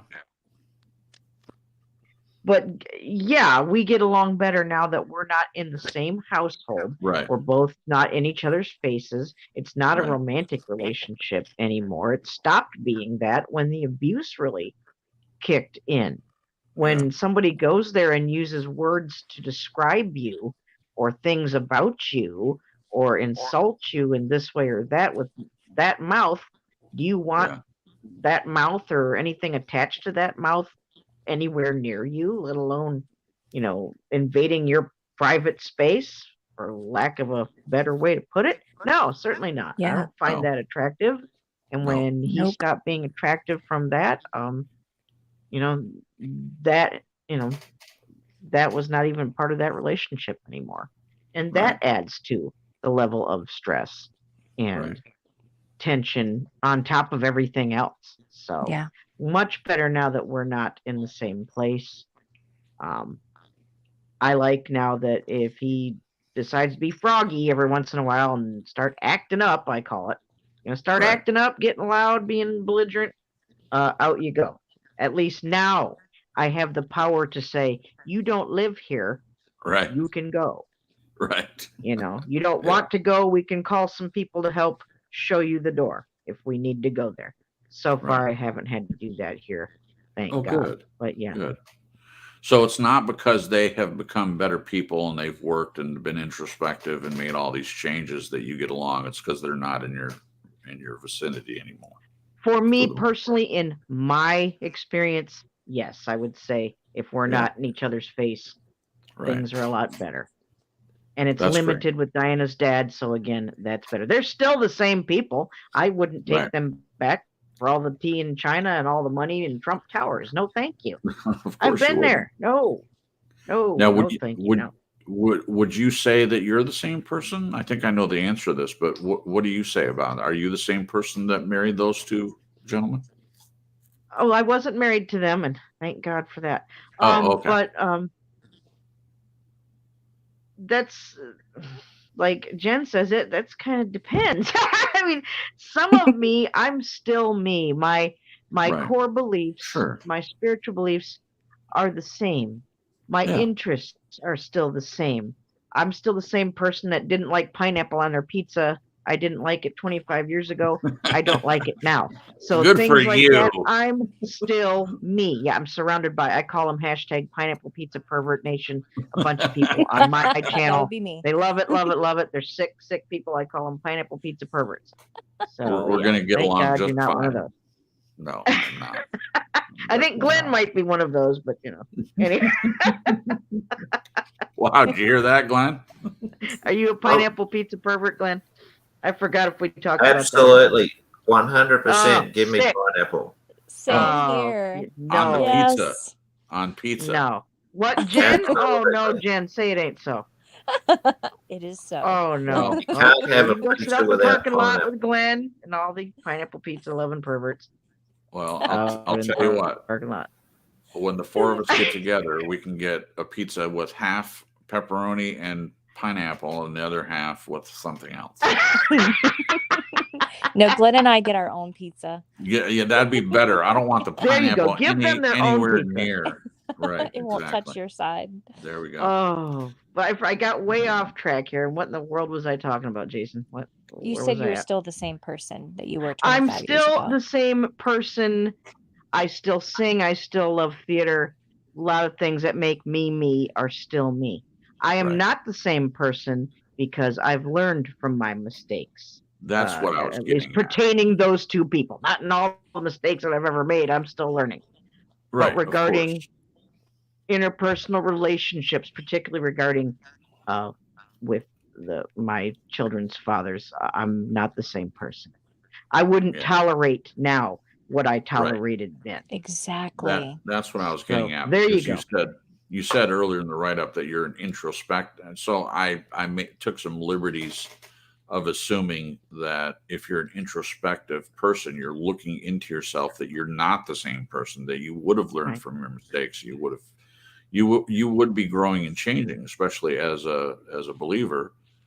In my opinion, a believer should be changing every day, not their core values, no, but as a person, you are being sanctified. You are being, you're having the Holy Spirit walk on the path with you, and adjusting things as you grow and change in this world and in a relationship with Him. In my opinion, there should be change. That's just my opinion.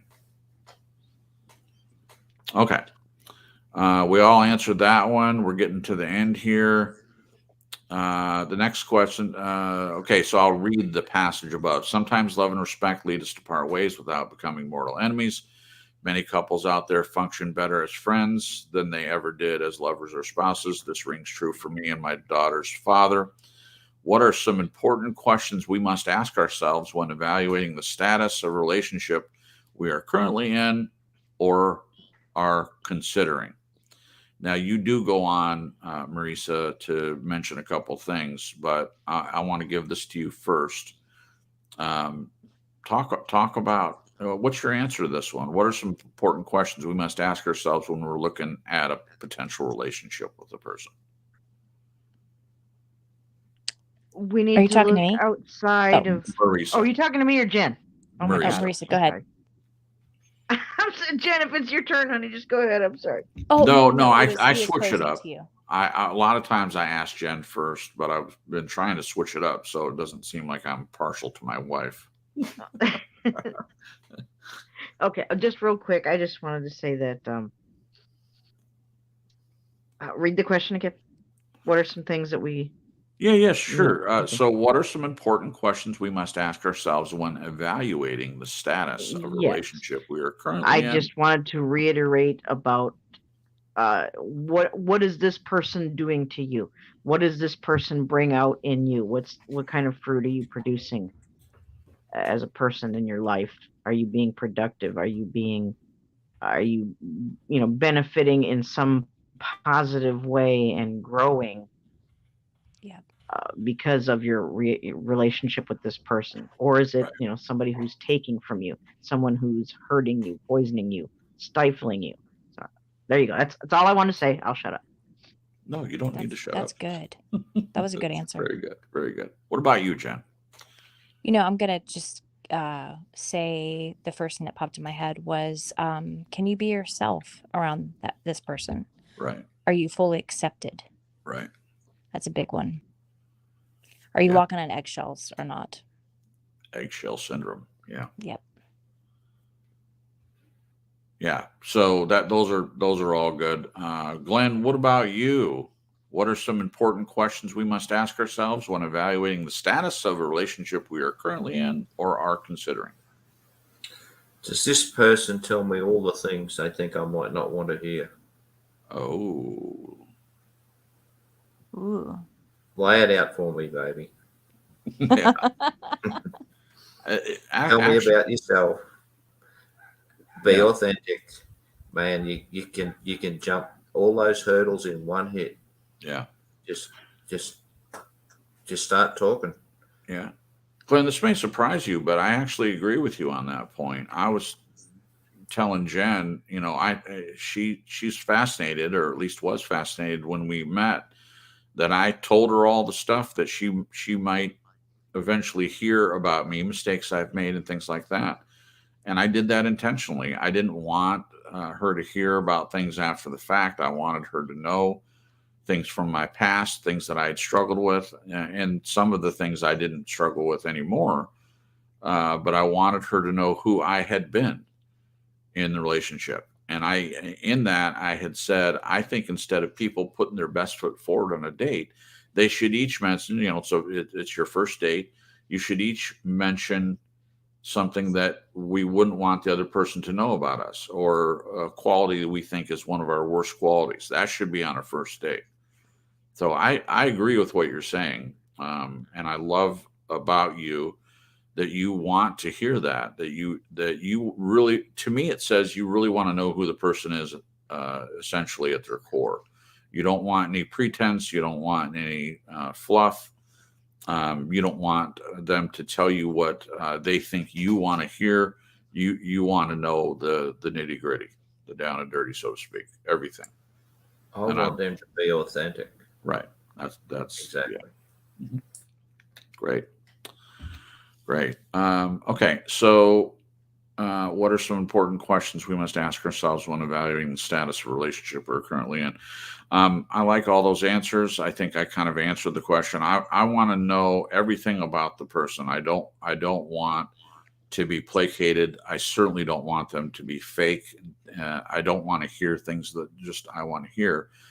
And it's something Jen said. Am I able to be the person? Am I able to be myself? And that's what I want from her. That's what I expect from her. I want her to be who she is. I'm not trying to change her. I'm not trying to tell her you need to do this, this, and this, and this in order to be with me. No, not at all. I love who she is, and I always want her to be who she is in that moment. I realize that she's growing and changing, and I'm never going to go to her and say, "You're not the person. You're not the woman I married." Well, I hope she's not the woman I married. I mean, the woman I married was a fantastic person. And she remains a fantastic person. She's not changing who she is at the core. She's changing the things that she's been through. She's healing. She's growing. She's went through a lot of abuse, so she's changing the effects of those things. God is working with her on those, and she's healing. And I understood that going in. So I expect her not to be the same person. As she heals from those things, she's not going to be the same person. And I am as well. I have, because of her recovery and because of my relationship with her, I mean, this blows my own mind, but I am not the same person that I would have been had I not met her. The person that I am is because of my relationship with her. I mean, I would, my core values would be the same as they were if we'd never met, but I cannot possibly have been the person I am now if I'd never met her. I would be another version of myself. So I don't know. That blows my mind thinking about it like that, but there it is. So it's important to ask all the questions. And the important ones are everything that we've mentioned up to this point. Do our values and morals and things match? Do our beliefs match? And I'm not saying that it never works if they don't, but that is an important for me. The question is to me. I'm not saying what's important to everyone else is going to be the same to me, but it's important that I know what they believe. And there has to be some things that match in that area. I'm less concerned about, maybe I don't like a dress or a shirt or, what they wear. Now, that's not the case with Jen. I think she's a fantastic dresser, but that's not what I'm concerned with. I'm concerned with who they are inside as a person. I know that looks fade, so it's not even about the way the person looks to me. I know that people age and they generally don't look the same as they did when they were 20 years old. And I get that. Well, neither do I. So it's not the physical attributes. It's spirituality. Am I able to have conversations with this person? Which in this case, I absolutely am. Jen has a brilliant mind, and I'm fascinated by that. So it essentially boils down to who a person is inside. Everything about them as a person is important to find out right at the beginning. Did everyone answer that one? I think so.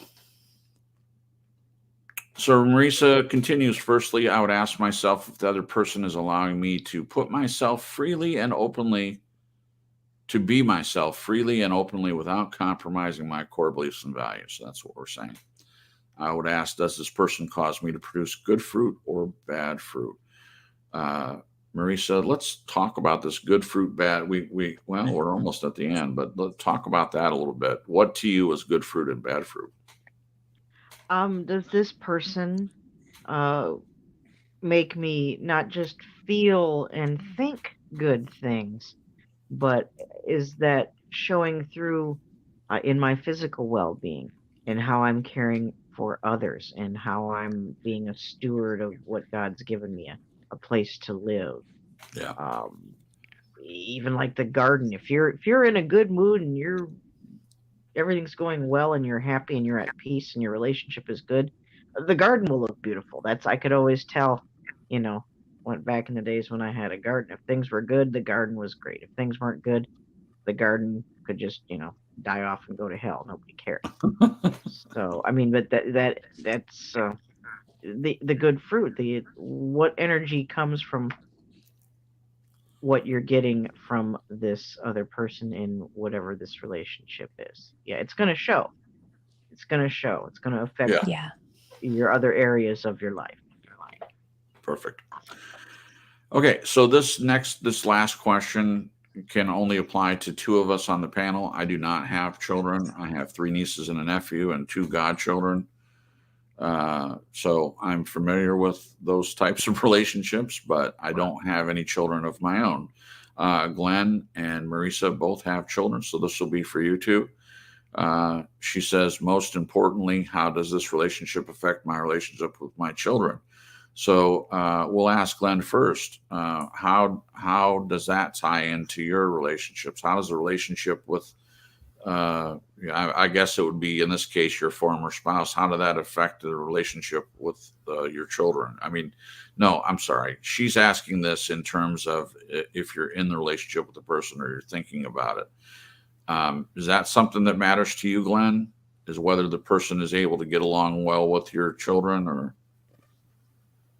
It's not about getting along with them. It's the fact that you don't come as an individual. You come as a package deal.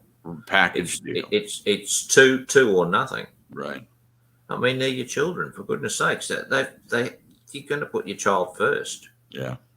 It's just automatic, I would have thought. I realise that some people will say, well, I want this person so badly that my child can get lost. Well, I'm sorry. That is the total opposite to how I feel about it. There's just no way.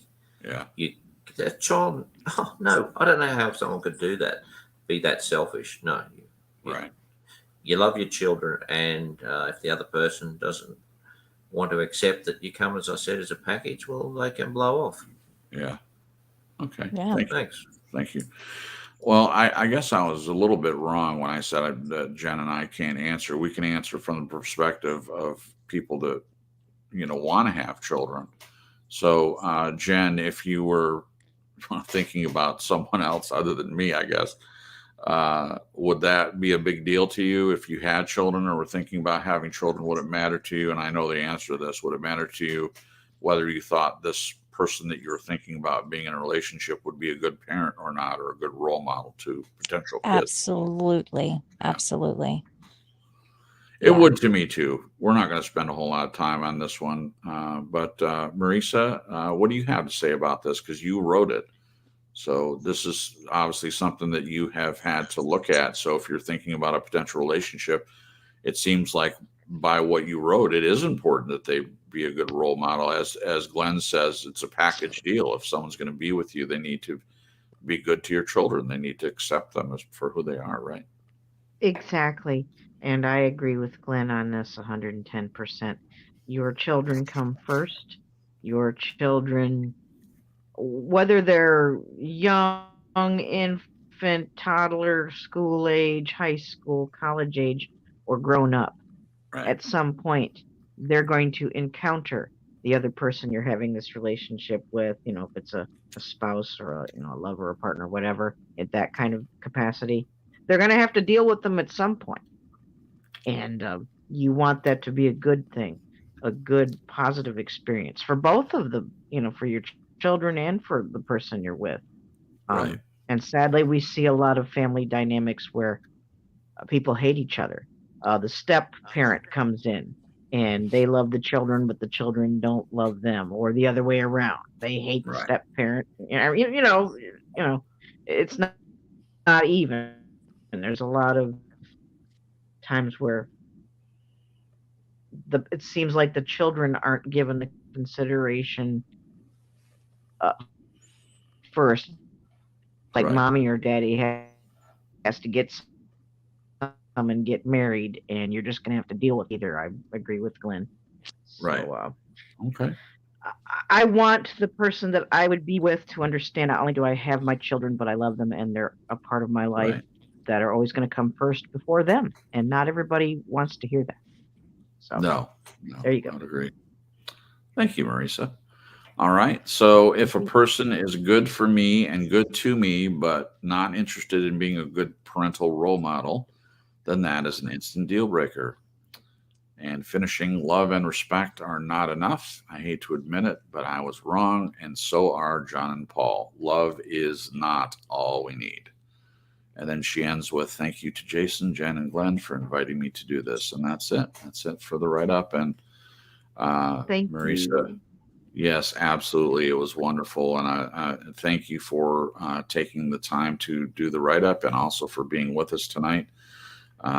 We'll have to do this again. I think it was great. And we, gosh, I appreciate you being here. The only thing I would say, and obviously we're still on the air, but I would just say that if anything, I would tell you, you don't need to apologize for making excellent points. That's the only criticism I have. But it's the first time, so you're going to get used to, that we want to hear your opinion, whether we agree with it or not. So you never have to apologize. And your answers were not as long as mine can be sometimes. So. I won't disagree with you there, Jason. There you go. I love it. I love it. That was the most diplomatic way I could think to put that. How about that? It was perfect. Oh, Lord. Very well done. Very well done. Glenn, thank you for being very patient, and he trained me well and was an excellent editor. Thank you, Glenn. No Hello, problem. Glenn. You're on the toilet. Okay. And Chris, would you mind Don't if we tell just anybody. discuss, just quickly before we close, Believe said something which I really think is important. I'd like to pull the pieces quickly. Sure. So, You can see it says there has to be a last word decision in a household too, ? I think this is a very essential part of how relationships can fall down or can be constructive. You want to paste it or up on the screen? yeah. I'm looking for it, but if you got it, I'll put it in. I'll put it in the next chat. Okay. Yeah. If you put it in the next chat, I can grab it real quick. There you go. Okay, it hasn't come up yet. Do you want to read it? Yeah, well, I think he read it, but I'm not seeing it. Is it this one? Believe on the Lord Jesus Christ. There has to be the last word decision in the household too. That's it. Which I disagree 100% with. Oh, okay, sure. And I just would be interested in other people's views, because how it works for Sandra and myself is that when it comes to decisions and one of us disagrees with the other, we each have the power of veto. In other words, we say, no, you exercise veto. That means to say you each have to go away and work it out and bring another proposal up for discussion until you find compromise. It doesn't matter if it takes a day, a week, a month. You do not make a decision until there's an agreement. Right. I found that works fantastically well. There's never a last. Obviously, she's in a difficult health situation. If I saw her doing something which is dangerous and I need to protect her, that's a way different situation. But I'm just talking normal decisions. Day-to-day decisions. Yeah, exactly. Right. Yeah. Right.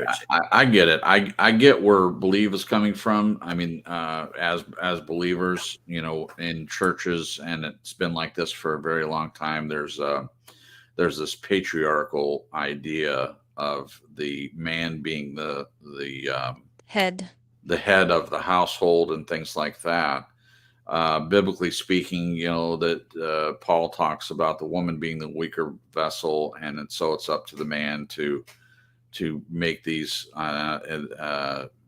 decisions in the household. And there's this idea from Peter and Paul in separate books about being submissive. However, as you guys have heard me say, the commands for the man are way more than the commands for the woman. The man is supposed to love his wife like Christ loved the church and be willing to lay down his life for her. And that always gets glazed over from this patriarchal, man-centered view where the man's the leader and the woman better just do anything. And that's not what Believe is saying. I want to make this very clear. Believe isn't saying that, that the woman needs to put up with abuse or anything like that. But this is where this misinterpretation gets twisted. And there's a situation that I mentioned last week that's really blowing up in Christendom. And Jen will tell you the pastor's name. I can never remember his name. John MacArthur. John MacArthur outed people that were in his congregation in front of everyone. And it was a situation where there was abuse. There might have even been, I don't know all the details because I wasn't there. But what I have heard is that there was some molestation stuff going on and some abuse. And John MacArthur was against the woman and saying that you need to submit to your husband. And it was a horrible situation. And he's getting a lot of negative feedback because of this, and rightly so. This is the way that it's been done for a long time. And again, I'm not saying that this is what Believe is saying. I'm just saying that biblically speaking, there is the idea of the woman being the weaker vessel, and in that case, the man is considered the spiritual leader of the relationship.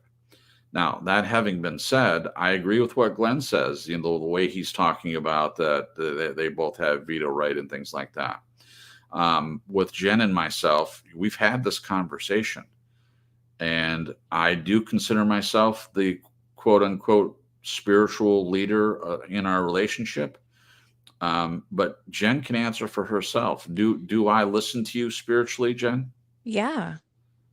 And you don't lord it over me. It's not this weapon, Right. you know. Right. It's not you completely disregarding any opinion I might have or suggestion. You're very prayerful about it.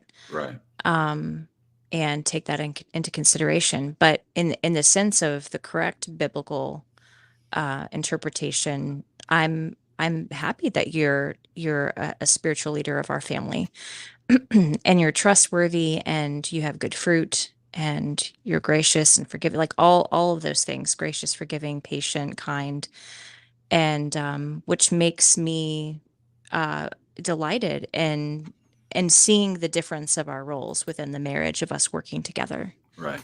So Right. And just really honestly, I want to be transparent about this.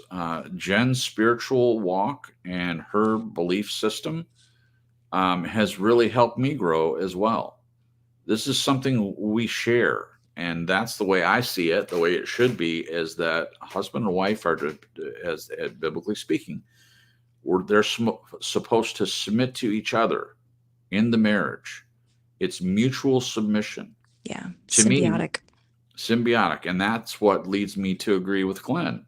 Glenn is saying they each have veto right. The way he's describing it may not be exactly the way the Bible says it, but I see the lines between the lines with what he's saying. They are equals in the relationship, and they both share the responsibility of the decisions that are made in the household. And I agree with that. That's the way I see it as well. If it came down to a place where we were disagreed, I'm just being honest. If I was wanting to do something, if I was going to make a decision and I thought it was the right thing and Jen didn't feel comfortable about it, I would not feel comfortable going against that. I just wouldn't. Now, if I prayed about it and I felt like God was telling me, and I went to scripture about it to back up what I was feeling, and I felt like it was the right decision, and she was still not going to agree with it, and people may disagree with this, but I'm sorry, I could not go against. If she felt strongly about it, I would trust her in that. I really would. I would trust that, maybe the Holy Spirit's speaking. Maybe I'm not hearing from the Holy Spirit. Maybe I'm hearing my own opinion of what I think is right instead of what the Holy Spirit thinks is right. Well, that comes from trusting Jen's relationship with God. And trusting her, trusting that that she may see something from a perspective that I can't see. So to me, it's not about her being weaker and me being stronger. I can learn just as much from her as she can from me. So for me, the bottom line is that we learn from each other. We're supposed to be mutually submitted to one another, and that to me is equality in the relationship. Now, I realize that goes against what we're preached, what's been preached to us in churches in general. I'm not saying that it's every church, but that's what I grew up with, is this idea. And honestly, I've heard a lot of sermons in my life, and most of them are geared toward the woman, that you need to submit to your husband. And this is that John MacArthur situation all over. It's the man being held up because he's a man, and he's involved in that particular church situation. And frankly, they don't know what that woman went through. They don't know what that man is like. Like Jen's saying, he was friendly. Her ex was friendly in front of other people, and then the abuse happened behind closed doors. I'm sorry, but I cannot, in a good conscience, hold that situation up and say that John MacArthur was correct, or anyone that sees a woman saying, I'm being abused, and for them to say, well, you need to submit to your husband. That is unacceptable to me. And I'm not ever going to think it's acceptable. Agreed. unless they know every in and out of that relationship, which is virtually impossible, then you can't just say, well, because he's the man, we're going to side with him. I'm sorry. That's just what I think. Marisa, do you have a comment about that? You may disagree. But that's okay. No, I'd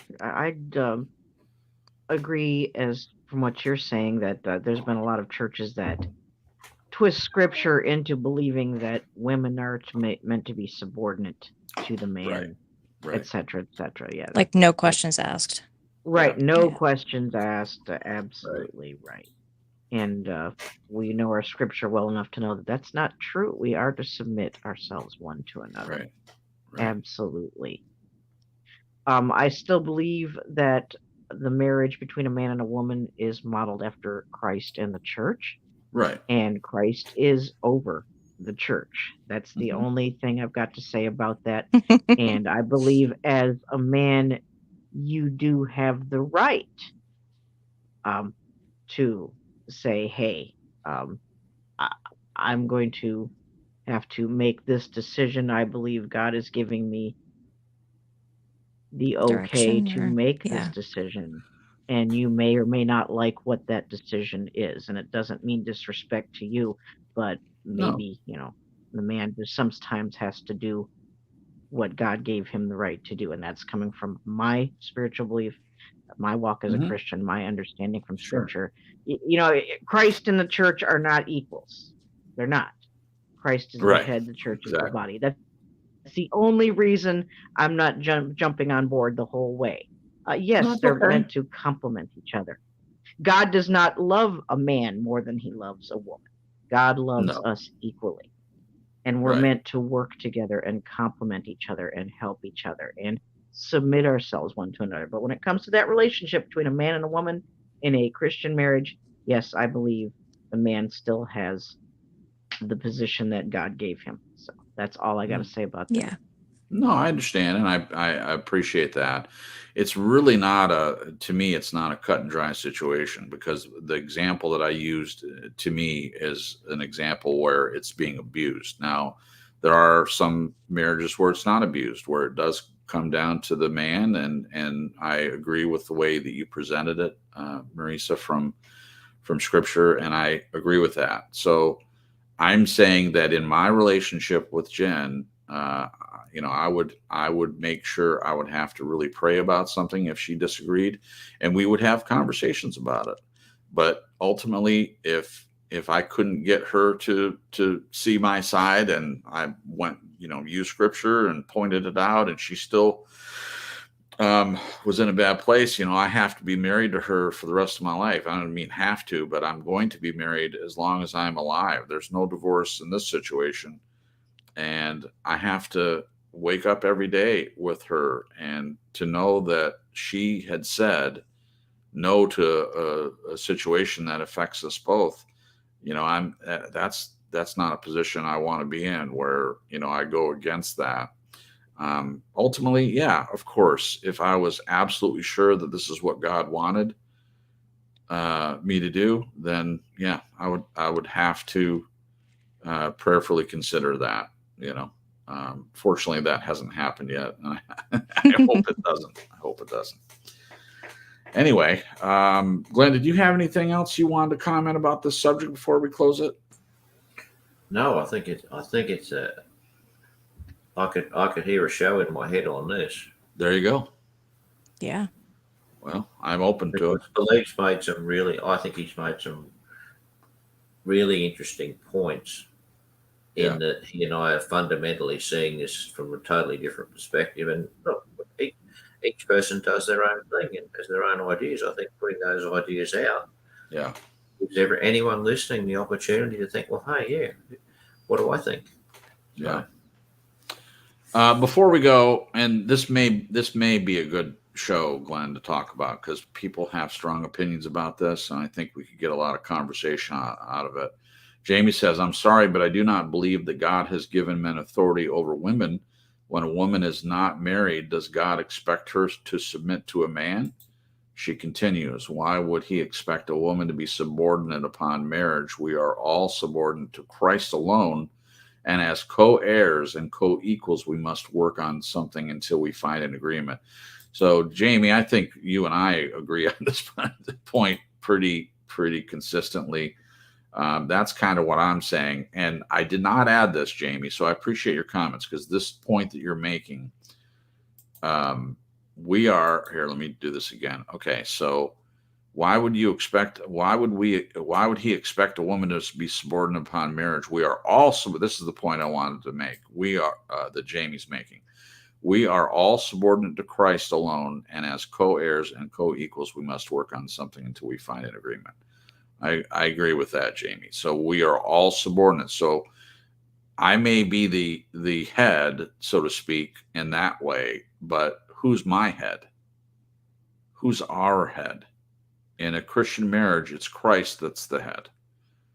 So we would both go to him in the situation where we disagreed, and we would stay in that place until there was an agreement of some sort, ultimately. I'm glad we talked through this a little bit. I appreciate everyone's comments. That's I didn't articulate it as well as Jamie did in that way, but she helped me articulate it at the end. So I'm not waffling. I couldn't come to the conclusion that I was trying to say in quite that way. But that's what it is. This agreement part, until we find an agreement. So we would do this together. And we would both look to God, look to Christ in the situation as our head. And he is for us. He is. So there we go. All right. We're going to shut it down. And again, Marisa, thank you for the write-up, and thank you for being with us. It has been wonderful. We're going to do it again. So get working on that next topic. I will. Okay, great. Glenn will help. All right. Glenn will help me. Oh, sure. So we're going to say our goodbyes, and we'll start with you, Marisa. Say goodbye to the peoples for us. Goodbye to the people. Thank you, everybody who's come to watch, lurk, and catch that replay. Thanks, everybody who was active in the chat. Please share this out on your social media. I can't, or I'll have my trolls up in here, and we don't want that. So everybody share extra because I can't. Thank you to Jason and Jen and Glenn for having a great show and a great platform to speak freely and speak intelligently, and to not let disagreements turn into hatred and vitriol. This is what grown adults are supposed to do. Yes, wasn't that for giving wonderful? us a place to do just that, and we can share our faith on top of that. So you can't do much better. Thank you all. I love you, my new friends. I look forward to being back up here with you to do another write-up here soon. Thank you so much. Thank you so much. Glenn, say goodbye to the peoples for us, please. Yeah, good night all. That's good. Had an enlightening discussion from the panel and in the chat. Yeah, it was really good. Yeah, you had a couple different ones in there tonight. Yeah, you have a couple new topics to work from. I saw you put in there, believe perhaps you would be interested to write a show on this. I think that believe, I don't know how much writing he's done as far as doing write-ups and stuff, but the emails that we've shared back and forth, he's an articulate person, and we can see that in the chat. So maybe that's something we should have a conversation about. Beliefs. Well, I think he's very articulate. I think his questions are well balanced. Yep. His opinions are certainly worth reading and thinking about, and that's, to my mind, a real positive. And he says he doesn't have the talent. That we don't cop that one here. We say anyone's got the talent. You just got to give it a shot. Right. So you can write what he writes in chat. You can put something together, and even if it needs a bit of someone for guidance, well, I'll put my hand up if he wants it. There you go. So that's what I was going to say, was that the way that Marisa and others have done it, we've done this a few times. If you've never done a write-up before, the way it would work is you would, write out the like a rough draft, and then if you wanted help, making it fit the format that we use and things like that, we would definitely help, because it has to be less than 5,000 characters. So it has to fit in to the YouTube dynamic and what they allow as far as the length is concerned. And a lot of times that means cutting some things out. But what I do is when I'm doing the write-up, I write the whole thing the way I want it. And then I try to fit it in there and see how much to cut. And then I go back and edit it from that point. Yeah. So, if you've never done it before. I want to make it, sorry, Chris, I just want to make it clear. This is Nez's write-up 100%. I just helped her with a bit of structure and stuff, but all this is all her stuff. I recognize that. But just to make it clear, she did. This is her work, 100%. Yeah. I was even going to make a suggestion. If you and Believe had some conversations off the air, through email or something, if he didn't feel comfortable, you could always do the write-up, Glenn, with, some questions and thoughts from Believe's perspective. Basically, I would leave it in Believe's court. If he wants to contact me, or we work out a way that's going to work for him, we just go with the flow. Doors open. Good stuff. Awesome. Yeah. So we're gonna go to you next, Jen. But Believe says, "Wow, thank you guys for that. I really don't know what to say. I thought those emails were hard understood to say I was articulate. Thank you. I had no idea. I understood it, and I have to apologize, because I think I kind of just dropped off the email discussion there at some point, and there's no excuse. I had a lot of things going on at the time, but it wasn't personal. I hope you know that. But if you didn't know that, I'm saying that it wasn't that I didn't understand the emails. I definitely understood it. I'm just not as communicative in that way through emails and stuff. And you said a lot of things I wanted to respond to, but I could just see this thing dragging on. That's okay. Drag this thing out of the novels through email. Sometimes I like the written word because it's documented. I can see it and go back to it and go from there. But I much prefer to talk, voice to voice. That's what I prefer. But anyway, Believe, if you want to put something together, or if you want that, he's got his email in there for you. If you want to send an email and have a couple conversations to see what we could work out, please take advantage of this. This is what I wanted True Story Live to be. I wanted people to share their stories, and I wanted to read them and have conversations. And, I love the format that we've taken on, and that was out of necessity. We wanted to do something, and nobody was submitting any stories or anything. So it just didn't work out the way I wanted to. So I was telling Marisa off air that she's fulfilling a dream of what I wanted True Story Live to be. And I appreciate that so much. Jen, say goodbye to the peoples for us. Yeah. Good night, peoples. This was a wonderful show. Thank you, Nez, again so much for the write-up and your just wonderful, heartfelt, authentic responses and sharing. We really appreciate you being just genuine and open. And thank you to everybody in the chat for coming to hang out with us tonight. As always, it's just such a pleasure to hang out with our TSL family here. Yep. And thank you, Glenn, for helping Nez just help structure the write-up. Yeah. And I'm looking forward to next weekend. If you guys have any prayer requests, leave them in the chat, and we'll be thinking of you guys this week. Okay. Nez, when I say goodnight and I end the broadcast, please just stick around. You don't have to rush off. We'll talk off air a little bit, and I'll let you know when it's done.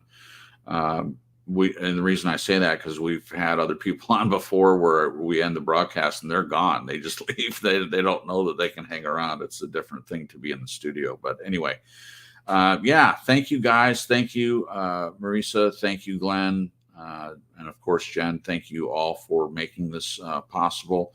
Thank you to everyone in the chat. Just like Jen said, I just have to back that up. Without you guys, I mean, we wouldn't have any reason just to talk to ourselves, and we do that off the air anyway.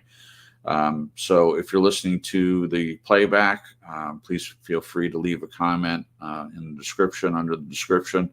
And if you have ideas for future topics, please put them there. Let us know, because we want to talk about what you want to hear us talk about. So you're very included in that idea, as we've shown tonight with the topic that Marisa came up with. And I love it. All right. Good night, guys. Thank you for listening to the broadcast. We'll see you next Sunday. Until then, good night and God bless. Thanks for listening.